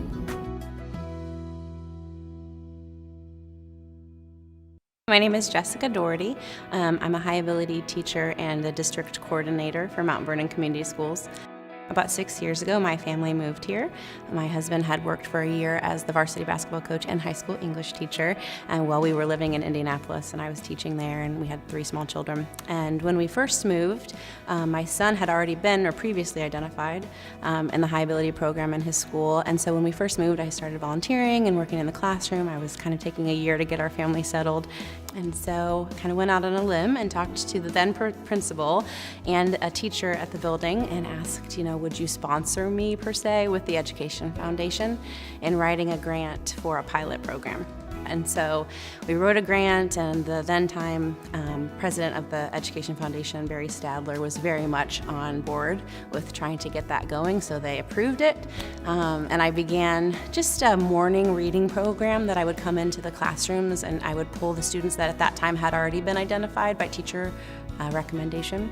And it just went off so well. The parents were very excited about it. I was getting really great feedback. The students were excited. We were doing novel groups with accelerated level reading and all kinds of things. And so we had just had a new superintendent at the time come in, and he met with me about December time. They were very much on board and supportive of it. So they hired me full time, and they hired 3 teachers. So we have 3 across the district. Each elementary building has a teacher that's full-time, high ability. And then we have worked with the middle school and high school as well. So it just got off and rolling, and now, you know, this is our 6th year, and it's just grown and developed and changed, and the district has been very supportive, and the families as well, and it's gone really well. One thing that we've really set out to is to have a space where the students do work together with different kinds of peers with different abilities, and really to understand that in the real world we have different people all around us, and that's a very important part of being successful, is learning how to work with others. So they are in a general ed classroom, but then they are pocketed. So we say maybe 2 or 3 classrooms per grade level will have 6, 7, 8 high ability kiddos in there. And what's good about that, they have their like-minded peers in the group, and the teacher can differentiate and say, okay, we've got this reading group going on, or this math project going on, or whatnot. But also there's a time where I myself, and in the other buildings we have 2 other amazing teachers that I love working with, they pull groups for math enrichment and reading enrichment throughout the day. There is a global day of play and cardboard challenge that's all across the world. So when I came, that was one of the first things we did, and it's just taken off. In the spring, it was kind of a collaborative effort, kind of end of the year wrap up thing where the students would have learned about simple machines already and the workings of some different elements of engineering. And then they would develop an idea together in a group collaboratively that would become their version of a new arcade game. And so we would have donations of supplies and cardboard, and they would put this together and work on it. They were very excited about it, so they were motivated. And then really the elements would need to work. You know, the function of maybe it was kind of a pinball machine sort of idea, a claw. We've had such great ideas. But then they also developed math problems for the students that would come to visit to solve, and then they'd get tickets and things. We'd invite the community in. And so just the idea that there wasn't a ceiling on their imagination in those spaces in that project. They were able to take an idea and really run with it, but also see what didn't work, what did work, problem solve, all of that kind of thing. And so that's more of like the project-based way, and we also accelerate. Maybe if we're going to a different level of math, a grade level wise, we might push them into a different space. There's different ways to challenge them in the math area as well. Those students have demonstrated in either performance area or abilities that they are capable, they have the potential of working at a higher level. And so what's important about that for us is that we draw that potential out. So we start kind of getting them used to it in 2nd grade. We start working with them, and then it goes through 5th grade, and that might be a literature circle at an increased level reading story or novel or something, and we're bringing them into a space where they become the leaders of the conversation, and they have their own evidence that they've found, and then they can communicate orally, and they can debate or kind of comment on one another's thoughts, and it really becomes a very beautiful thing by the end of the year.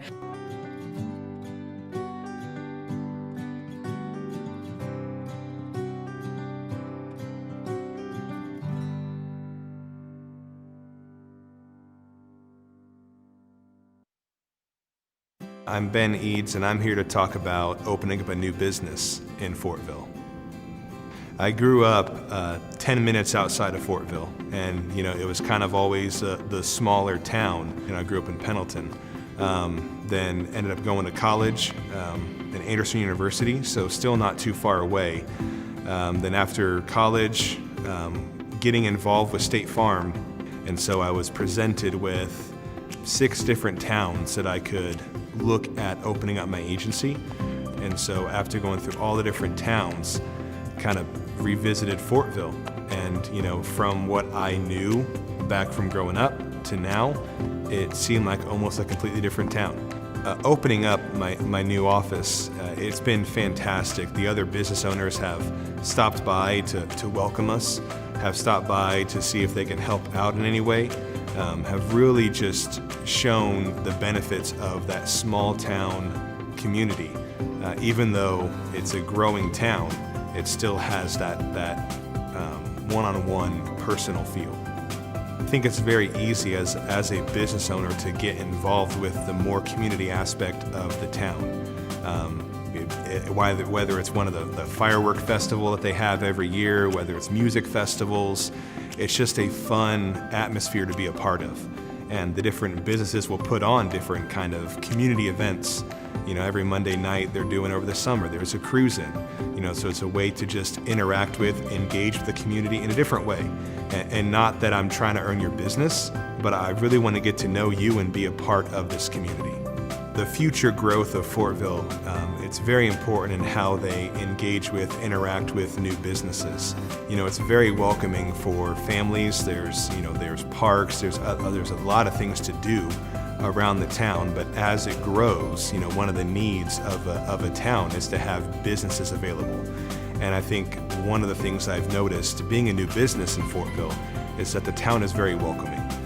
Even if, you know, you don't see them every single day, every single week, the town's very welcoming to new business, and they're very excited about the growth that is coming with new businesses coming into town. Growing up around the area of Fortville, it was the town that we kind of went through to get different places. Now it's becoming a destination. It's becoming a place that people go to for the shops, for the restaurants.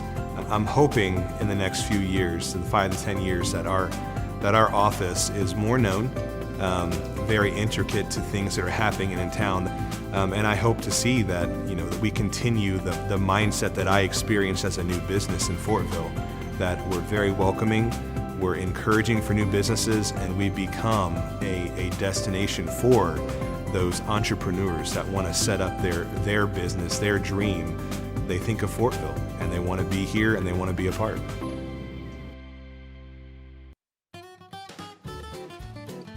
I'm Linda Marie Hanson. I'm a resident of Fortville.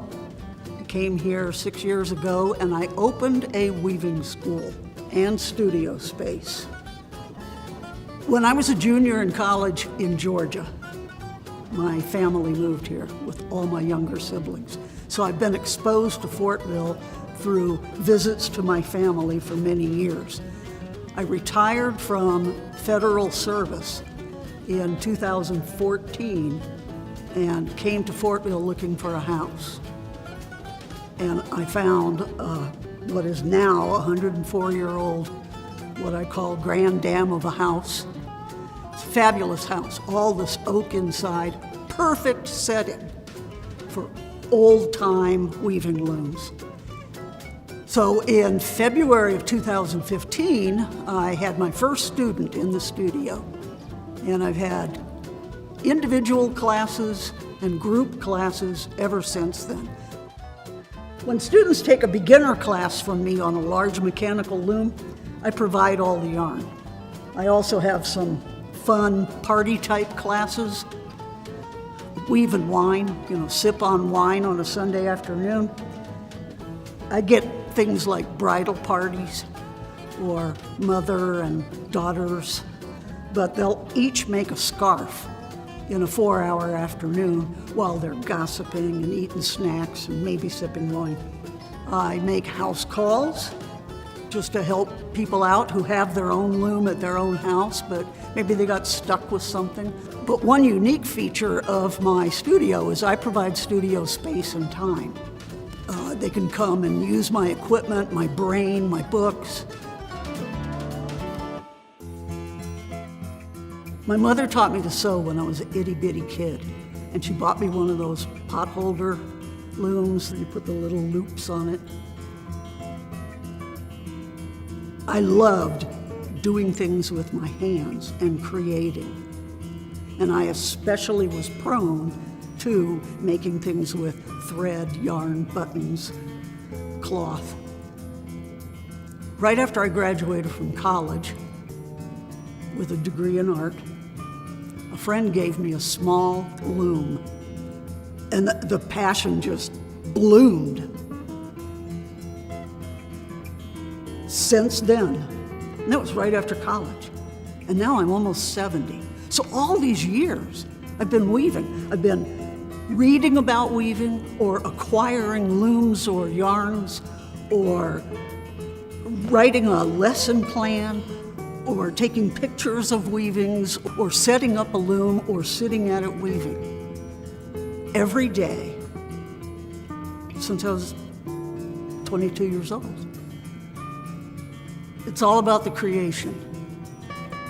I like making something out of virtually nothing. Yarn or thread is a barely noticeable commodity, and I can use simple equipment and a little imagination with putting colors together and some time and patience and turn it into cloth. That's what I weave, is cloth. Then you can take that cloth and make from it anything you want. You can leave it rectangular, this was this wide on the loom, and sew in a hem, and voila, you've got a towel.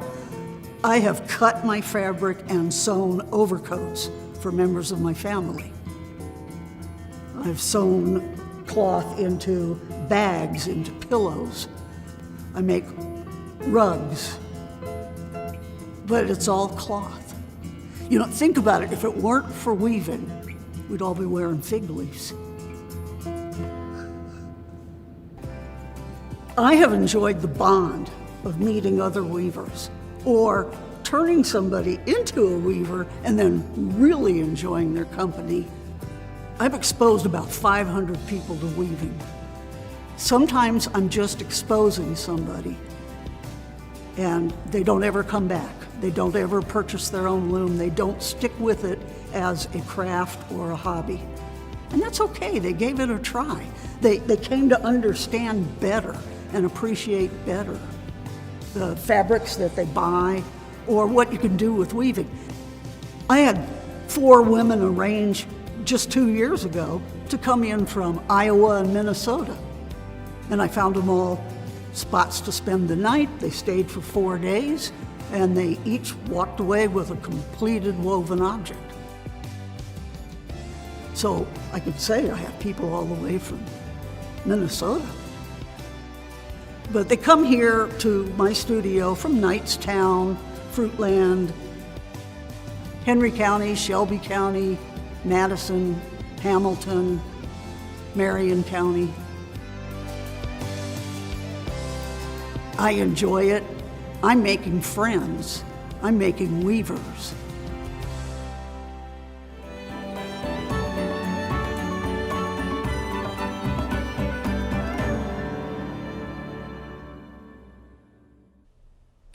Such a great story. They did a great job of weaving all of the photos and video together. I see what you did there. I know. It's very clever.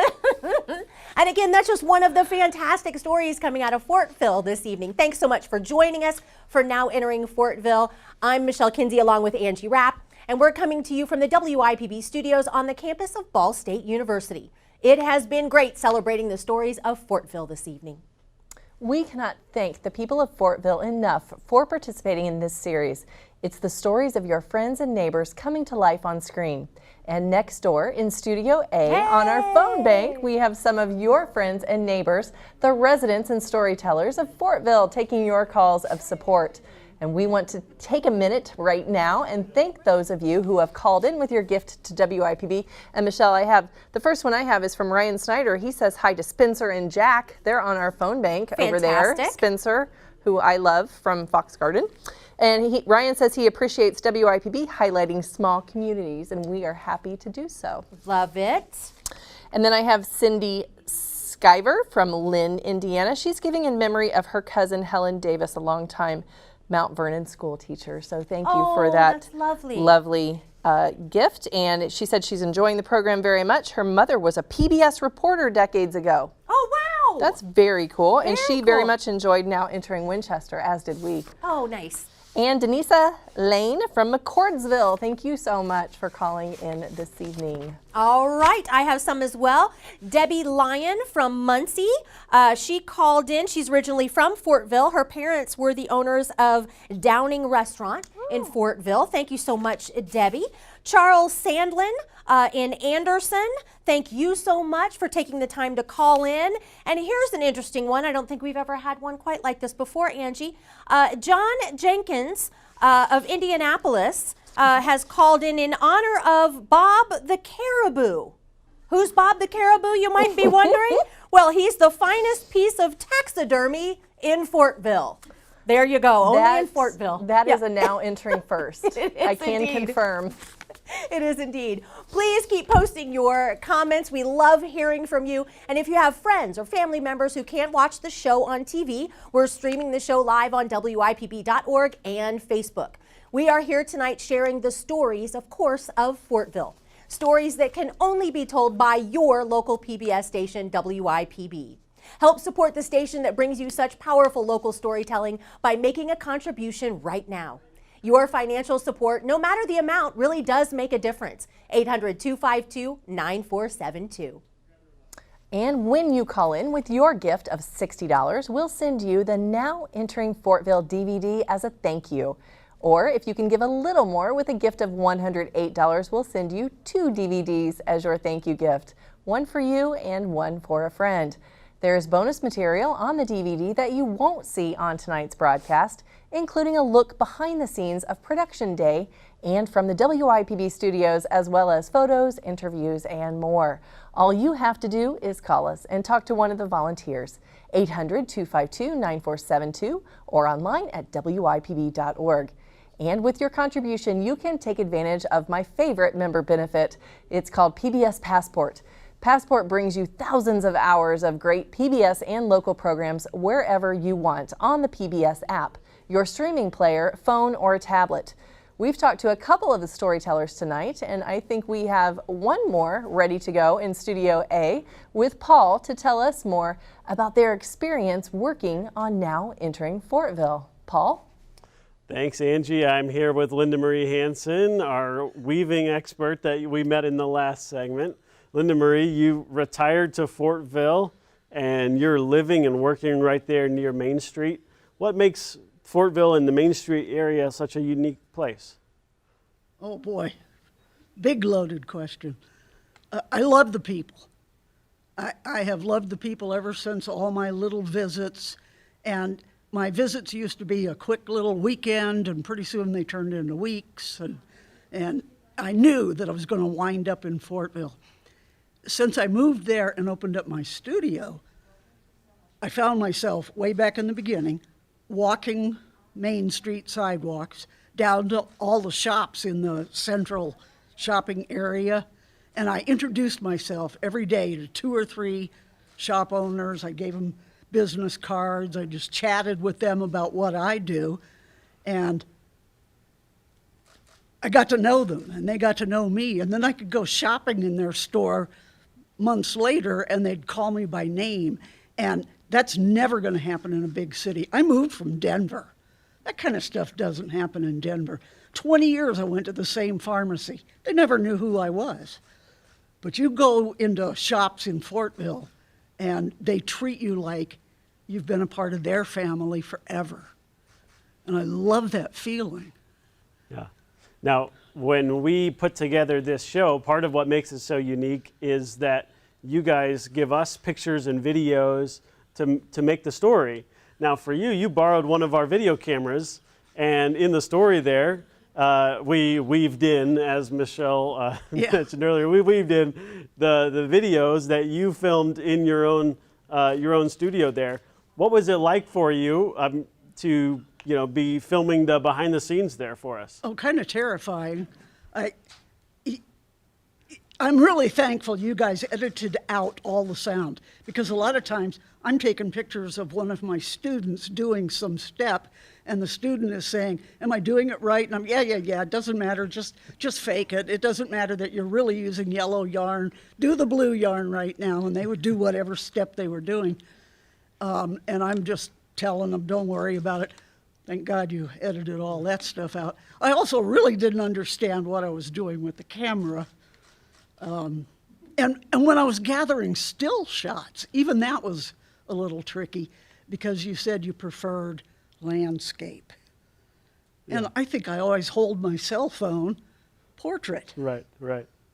So I had to rethink, and I had to crop some of the pictures to make them look like fake landscape. And well, you did a wonderful job. You gave us so much to work with in the editing process, and that was wonderful. It really came through. Last thing I wanted to ask you, for folks at home watching, whether it's on Facebook or on TV, what would you say to them about why they should call in and support WIPB and public television in East Central Indiana? Oh my goodness. PBS television, public television, can offer us so many more windows to the world. You can travel through it. You can meet people from the past. You can envision the future. You can touch crafts and welding and auto mechanics, whatever the programs are. And when they're kind of grassroots programs like this, you get to really know the people and connect with them while you're watching the show about whatever topic.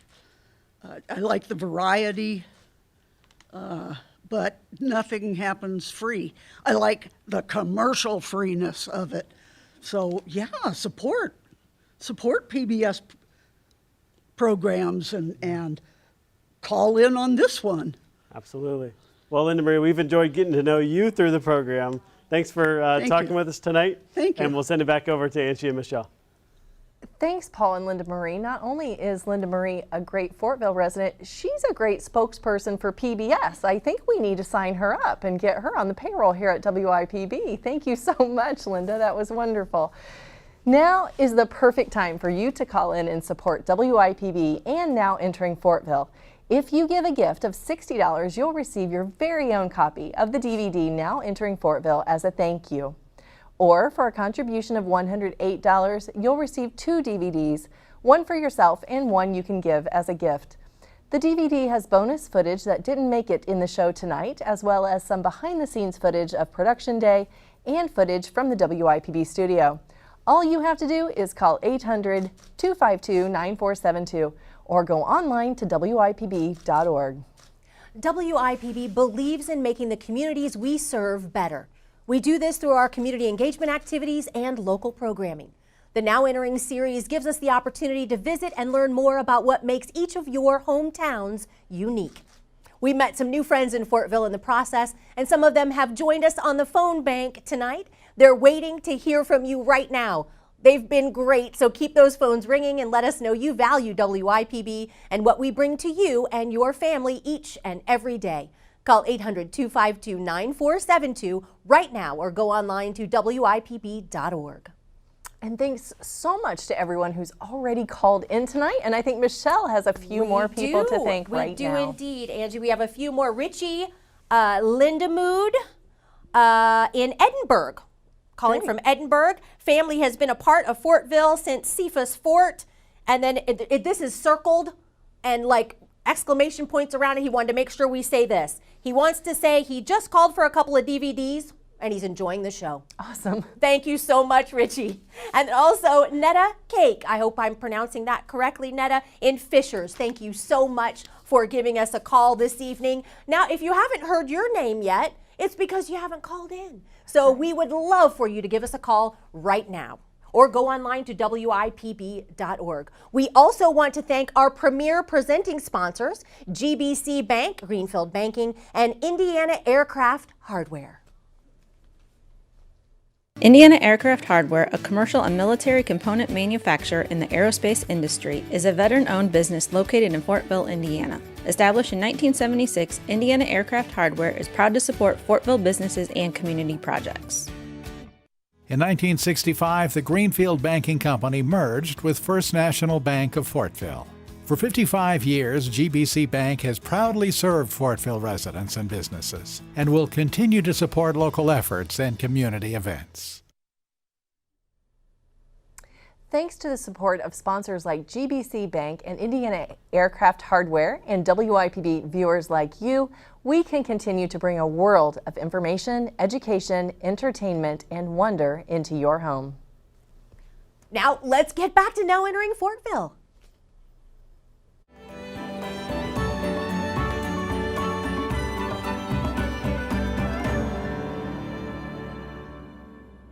Well, I'm Pastor Phil Edwards. I've been serving here for about 16 years and found a very loving congregation, and we continue to find them that way. It's a joy to serve this congregation. Originally, it was Fortville Church of the Nazarene, and so it seems like the thing to do is shorten everything. So now it's Fort Naz, and which is okay. It fits us, and I'm fine with it. Our church has been here since 1915, so we are celebrating right around 105 years. And our denomination itself was founded in 1906.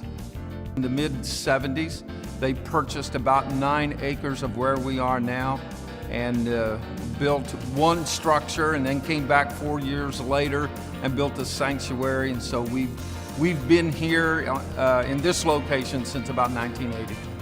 This church has always, I believe, been a part of the community, but that has just been one thing in my ministry, that not only do I want the church to be a part of the community, I want to be a part of the community. Since we moved here in Fortville, I have served and am serving several positions. I presently serve as president of the Chamber of Commerce. I'm one of the police chaplains here in this town, and I'm getting ready to run for the school board this fall. Yes, I often refer to our church as being the lighthouse, and we want the beacon to shine brightly out to our community. We want people to feel like this is a welcomed place to come, a friendly place to come, that everyone is welcome.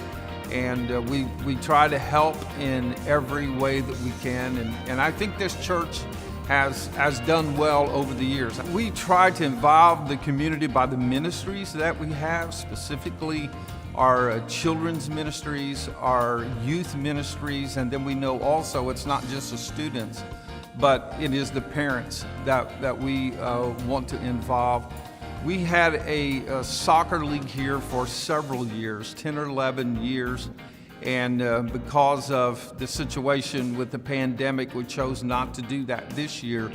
But that's one way that the community has come and right here on this property and had, I think, about a 6-week soccer league each summer. We have hosted several community events. We currently host the farmers market through the Chamber of Commerce every Thursday from May to September. In 2003, when I came to pastor, currently this church housed a Christian school. But during that time, a young man, he was a boy at the time, his name was Joey Claus, him and his sister Haley came to be a part of our school and ultimately a part of our church. Well, Joey grew up, graduated from high school, went to college and studying for the ministry, and served in 1 or 2 different positions. And then about a year and a half ago, we invited him to come back and be a part of our staff. He is our generations pastor. He's involved with children, he's involved with the youth, he's involved with media, helping us with that aspect of ministry. But it's really neat to see how God had this plan for his life, and now he's back home, part of us, doing ministry, and that's a great thing. It has been, kind of has been a tough moment with this pandemic, but we realized that, the gospel in which we are part of goes on, the good news goes on, and so while the methods may have to change, we believe the message of the gospel stays the same.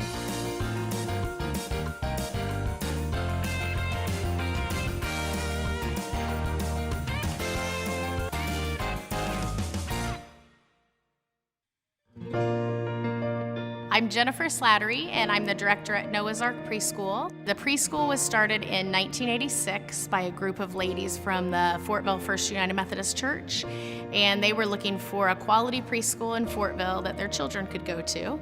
And so they started one at the Methodist Church named Noah's Ark Preschool, and it remained there until this year in 2020. And then that church merged with another church and so moved to the Fortville Church of the Nazarene. The program is small, it's very family friendly, it's very community oriented. They do a lot of activities, a lot of family activities. It's a quality education and a very loving environment. One special thing about Noah's Ark is that we have a lot of field trips, a lot of hands-on learning. And not only is it hands-on learning, but it's such a special time for families to come together, and a lot of the families get to know each other through our field trips. There's lots of opportunities around Fortville, and because we're here, we've taken the opportunity to use those places and have our kids learn about Fortville while they're at school. And it's a wonderful hands-on experience for them. Yeah, one thing I love about Fortville is that people that went to school here and grew up here and went to high school here have stayed. And that's so evident when we have events that the families come to and they already know each other. They're not meeting each other at Noah's Ark. They have gone to high school together, or they've lived in the same neighborhood, or they knew each other growing up. And I think that's just a very special part of Fortville. We've seen several families that have come through who the parent also went to Noah's Ark, and now they're bringing their children back to Noah's Ark. And I think that's just such a special part of Fortville and Noah's Ark, but also of Fortville, that parents loved growing up here so much that they want to bring their kids back, and they loved Noah's Ark so much that they want to bring their kids back. So that's just a special part of it. And this week we had back to school night this week, and so at the end of back to school night we just said, if you went to Noah's Ark as a preschooler yourself, will you raise your hand? And half of the parents raised their hand. So the teachers and we were just blown away that many parents brought their kids back to Noah's Ark.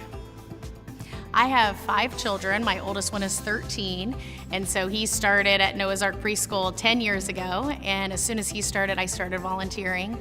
And then I was on the preschool board for a couple of years, and then I've been the director for 5 years. And I have all 5 of my children have gone through Noah's Ark. My youngest one is in the 4s class this year, so he will graduate from Noah's Ark this year. The thing that I love about sending my own children to preschool here is that it is one of the most loving preschools that I have ever experienced, or the most loving school that I have ever experienced, not only just preschool. I knew every day that I was bringing them to school that I was taking them to a place that they were not only going to learn, but they were going to be loved. And I think that's so important when you're dropping your 3- and 4-year-old off at school. And that was such a wonderful first school experience for them. And so they transferred that over to going to kindergarten by already loving school, because they already knew what a fun, safe place it was. We have a lot of new neighborhoods coming and new people coming into Fortville, and so our wait list gets longer and longer every year. So we would love to grow and grow with the community. So we're excited. We're excited that the community is growing. We're excited to grow with it and just see how it changes.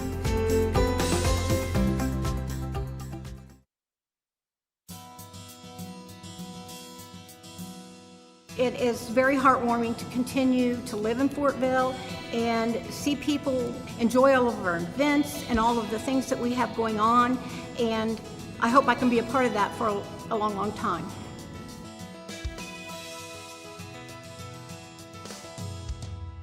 I grew up in Fortville. My dad was the town marshal here for 33 years.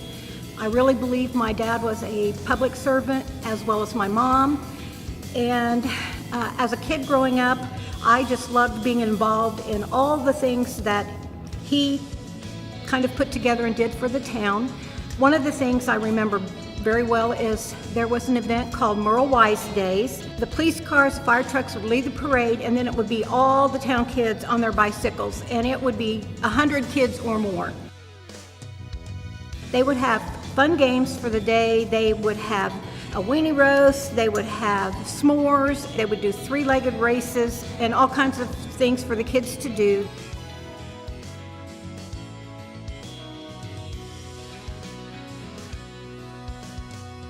when I was a teenager, my dad might pull over a carload of boys who were speeding around town.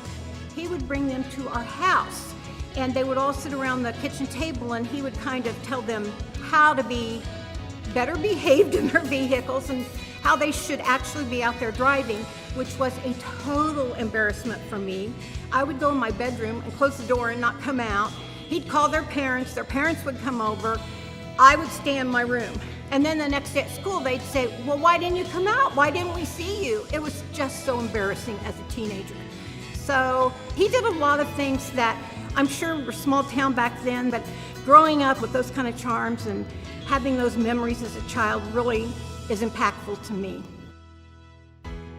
One thing I really loved that he did, we had fireworks put on by the volunteer fire department, and they were held in Memorial Park, which is one way in and one way out, small park, but everybody in town went to them. And I just have those memories of growing up with the fireworks and how happy they made everyone, because there were several years that we didn't have any kind of fireworks for the 4th of July. So Robert Johnstone and then Jeff Ratliff decided they would bring back fireworks, and this has probably been 10 or 12 years ago, and they put on a small fireworks show. And it just kept growing and growing and growing. So as the chamber director, I went to them and said, why don't we have a festival with the event? I get food trucks, all kinds of vendors. Everybody just loves to come and make it an afternoon of fun and then an evening with the fireworks. And it started out at about 1,500 people attending, and now this last year there was an estimate of 7,000 people. So it has really grown. I'm just glad that we can bring all that back and kind of have that nostalgic feel that I had as a child. And I'm sure I was drawn to do those things because of my parents. Growing up with them taught me that being a public servant pays off. And I just believe that they instilled that in me as a child from going forward. And I will tell you that I've instilled this in my children. My one daughter is really involved in Best Buddies and Special Olympics. She does things all the time. My son is involved in Big Brothers, Big Sisters. So I just feel like it's just generational and we've passed it down.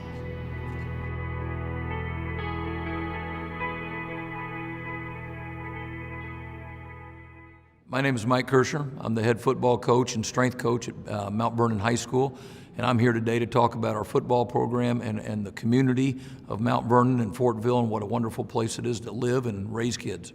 When I got here, I almost got the feeling the kids were satisfied with being on the team or satisfied with winning a sectional game. They didn't have a vision beyond that. We're trying to create that vision. We're trying to give them a vision of what it's like to play football in November on Thanksgiving weekend. We talk about practicing Thanksgiving Day. I believe in training athletes to be better athletes, developing speed, explosive power. The idea that we build big, bulky football players really doesn't exist anymore. And so had to change a culture or belief within not only the players and the athletes in the school, but also in the coaching mentality. And to give you an example, when I got there, they had 2 weightlifting classes, about 60 kids, of which most of them weren't athletes, 60 kids total. Now I run 4 weightlifting classes every day. We have 285 starting this semester. They're starting to see the results of what we're doing physically to change them to being better athletes and developing a work ethic, a commitment, and trying to get them to understand what it was going to take for us to be successful on the field as well as off the field. When you're winning off in the field, you want to be successful. And we're always talking to our kids, be the first one in class, sit in the front seat, pay attention, turn your homework in on time. There's a direct correlation to succeeding on the field and succeeding in the classroom. Rarely have I not had a successful team that did not succeed in the classroom. I've been a head coach now for the last 11 years at Ben Davis. This is my 3rd year at Mount Vernon, so 14. I've never had a football player not graduate high school. That's never happened because their work ethic that they get from football or sports in general carries over to that same work ethic in the classroom, and it's imperative that the two go hand in hand. And at Mount Vernon, I'm really blessed. Our teachers go way above the call of duty to help our athletes and our students in general succeed at Mount Vernon. They're willing to come in the morning, they're willing to stay after school, to do whatever it takes to help them pass their algebra, pass their geometry. They hold them to a very high standard, and that's what you want teachers to do. You want them to hold your athletes to a high standard. I hold my athletes to a high standard in the classroom and on the field. That's the only way you can be successful in life.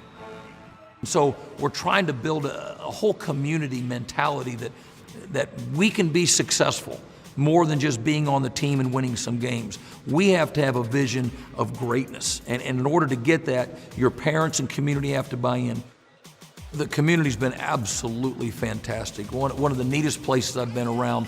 The parents want their kids to be successful. They're willing to sacrifice their time, energy, effort, getting up early in the morning, dropping them off before work, coming in the summer, dropping them off in the morning, dropping them off in the evening, depending on when we're practicing and playing. And it doesn't matter the sport. They've seen the results of their kids on the field and on the court, and they want that feeling of success. They want their kids to be successful. They want their kids to have opportunities that maybe they didn't have when they were a kid. To give you an example, when we were on our way to semi-state this year, for the first time ever in Mount Vernon history, we're on our way to semi-state. We'd won our first ever regional in football.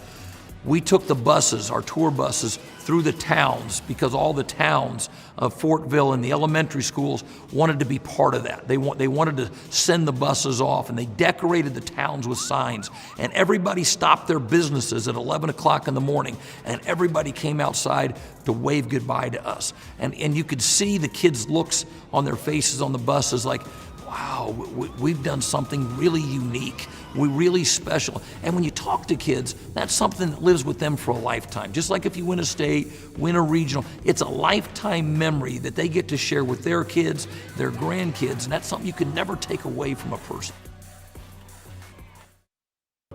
I grew up in Fortville. I grew up 2 blocks away from our current restaurant, Fox Garden Kitchen and Ale. Once I went to school, I ended up at a fine dining steakhouse in downtown Indianapolis and worked my way up into executive corporate chef. After that, I decided that it was time for me to go out on my own. So I found a restaurant here in Fortville that had closed down recently and kind of put all my chips on the table and came back to Fortville to come home and do what I wanted to do, which was be my own boss. I think that every cook's dream is to have your own restaurant one day. So I'd say for 15 or 20 years, it always been kind of my dream. But it really came to fruition in about 2.5 to 3 years. We put a business plan together, decided what we wanted to do, how we wanted to do it. I think quality of service, quality of food, and then atmosphere are the main 3 to run a successful restaurant. What we do is we use the freshest quality ingredients. We do an extensive training program with our staff to give them a fine dining quality service. And then the atmosphere is just something that's unlike anything else in Indiana with a lot of live music, close-knit family atmosphere, along with a lively time. Support was there from day one, which was a lot of reassurance into what we wanted to do. Obviously, coming back to Fortville and opening the style of restaurant that we wanted to open, it was very, very daunting. But from day one, the community gathered around us, they supported us, and they've promoted us. We've been named top restaurants in Indiana by Indianapolis Monthly multiple times. We've done some collaborations with the Indy Star. We've done collaborations with Fox and Wish TV and the big names in Indianapolis. It's been fun to see the downtown community kind of follow us to the suburbs and do what they do there the way they do it here. So Fox Garden's 21 and over. The way that the layout was set up was that we were handcuffed into having a 21 and over location. So it's nice to be able to put a casual atmosphere and a pub atmosphere with the quality of service and food that we have. But I always knew that I wanted something for the families and something for everyone. So we found a location down the street in Fishers, about 10 minutes away, that's all ages. So we knew that Fox Garden Family was needed to happen. After that, we partnered with Sun King and their location in Carmel at the Sun King Spirits. So we have a concept inside of there. And then we found another small community, which is LaPel, just north of here, and we wanted to have the same impact on a community that we had here. So we found a spot in LaPel, and we're trying to kind of replicate what we do here. So it's great to come home and see your old teachers and your old friends and your old friends' parents and that sort of stuff that you hadn't seen in so long because I was downtown for 7 years. It's nice to come home and rekindle those relationships and at the same time grow a lot of them too. This is one of our philosophies. We take a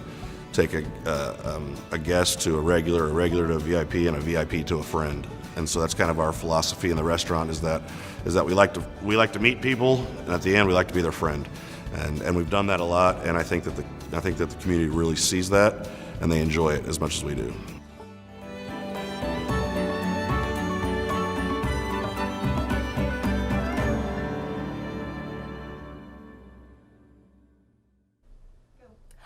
Look at that fantastic phone bank! Hey, storytellers!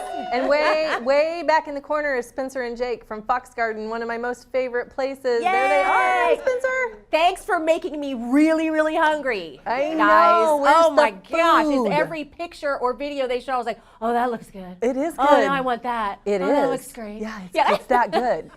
It's that good. If you haven't been to Yes. Fortville for any reason, go for Fox Garden and just try delicious. the food. And they are not kidding about the great live music. No, Jake because Hendershot. that's what drew me I there know. the first time. We've gone there a few times to see Jake Hendershot. I know. Yeah, We love him. absolutely, absolutely. Everyone has a story to tell, and we've heard some great ones in this last segment. Thanks for joining us for Now Entering Fortville tonight on WIPB. I'm Michelle Kinsey, along with Angie Rapp, and we're so happy you could join us to celebrate the stories from Fortville. We can't thank the people in town of Fortville enough for participating in this series. It's their stories you're seeing come to life on the screen. The production crew spent a day with the storytellers at the Fortville Nazarene Church, learning about all the people, places, and events that make their hometown unique. There was certainly no shortage of stories in Fortville. We've enjoyed such a variety this evening, and you can enjoy the stories anytime you want with your own copy of tonight's program. When you call in with a gift of $60, we'll send you the Now Entering Fortville DVD as a thank you. Or if you can give a little more, with a gift of $108, we'll send you 2 DVDs as a thank you. There is bonus material on the DVDs that you won't see on tonight's broadcast, including a look behind the scenes, footage from the WIPB studios, photos, and much more. All you have to do is call in and talk to one of the awesome volunteers at the phone bank. 800-252-9472 is the number to call, or go online to WIPB.org. And we want to take a moment to thank all of our sponsors one more time who helped make this broadcast possible. Premium presenting sponsors GBC Bank, Greenfield Banking, and Indiana Aircraft Hardware. Presenting sponsor Hancock County Tourism and Visitor Center, and our community sponsors Ben Eads State Farm, Elite Beverages, Hancock County Historical Society, Hancock Health, Libby's Ice Cream and Gifts, Maduro on Main, Service Master by Fence, Town of Fortville, and Fortville-McCordsville Chamber of Commerce. What a great group. That's fantastic. We'd also like to thank you, yes, you out there, who has already shown support for this program and many, many more. We have another name to read. Well, actually not the name to read, because she wanted to make sure we just said that her donation was in honor of her great-grandparents and their dedication to Fortville, James and Lois DeLong. And this is from their grandkids and great-grandson. What a lovely tribute. That's fantastic. Thanks to all of you who have called in for sharing, supporting, and being part of the viewing experiences that only WIPB can provide. The mission of WIPB is powered by our common spirit, the spirit of public service and community enrichment. WIPB is here for all ages and backgrounds. We love being able to connect viewers with great stories and storytellers through this series. Call now at 800-252-9472 or go online to show your support for Fortville and WIPB. Call 800-252-9472 or go online right now. I was just handed, Angie, even more. This just in? That's right, this just in. Thank you so much to Linda Brandis of McCordsville. She said this is in memory of Dwayne and Jane Hyde. Let's see, Crouch and Hyde, the families of Fortville. Thank you so much. Cherry Sherry Thiel, of Fortville. She's lived in Fortville for 2 years and she loves the downtown area. Thank you so much, Sherry. And Linda Mankey of McCordsville. She and her husband Greg watch the PBS programs because they enjoy the educational and variety of the programs. Delightful. Thank you so much, Linda. And the Veterans of Foreign Wars in Fortville, well, they made a call. Thank you so much for the Fortville community in honor of the Veterans of Foreign Wars, post 6904. It's been in Fortville since 1963. Thank you so much, everybody who just called in. Keep those calls coming because we want to read your name.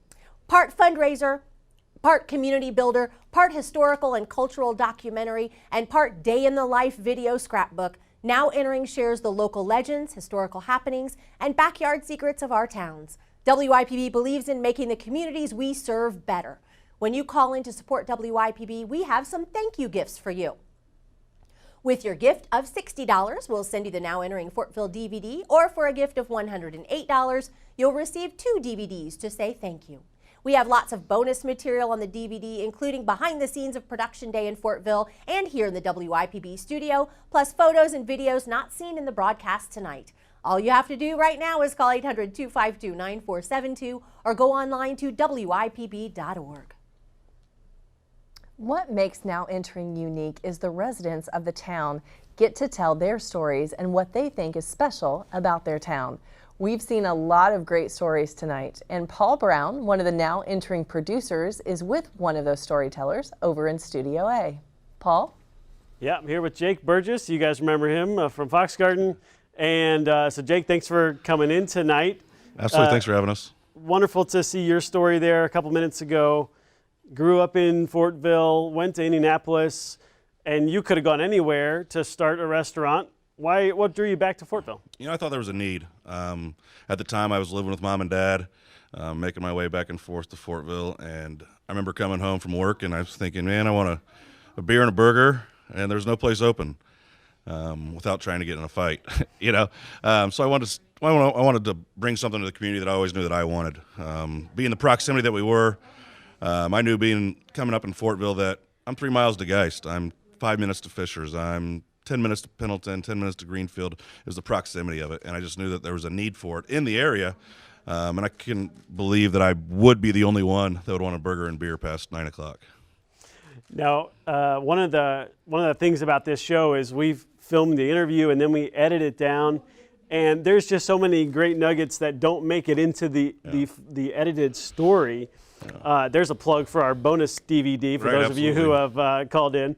And but in your case, one of the things that you mentioned during your interview that didn't make it in the final episode was you talked about the importance of relationships in the town of Fortville. Can you talk about why the relationships that you've developed in the town are so important to you? Absolutely. I mean, some of my closest friends, you know, growing up in Fortville and Mount Vernon, that sort of stuff, you always have your high school friends and your childhood friends, but the community that Fortville brings together inside the restaurant. I've got some of my closest and best friends that I've developed from the restaurant, and it's something that I just really can't get away from, and the fact that I wouldn't be who I am today, and we wouldn't have the friendships that I have today if it weren't for, you know, coming back to Fortville and opening up a restaurant. Some of my lifelong friends that I've met because of the restaurants, it's just a really powerful, impactful thing that, you know, I wouldn't have those friendships today if it weren't for the restaurant.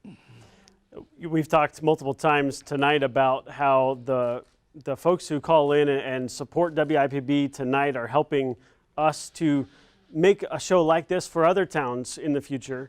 Why do you feel like that's something that folks in Fortville or wherever they're watching from should call in and be a part of tonight? Absolutely. I think the production alone, I mean, if you guys see the production, it's top quality, it's beautiful. You guys did an unbelievable job.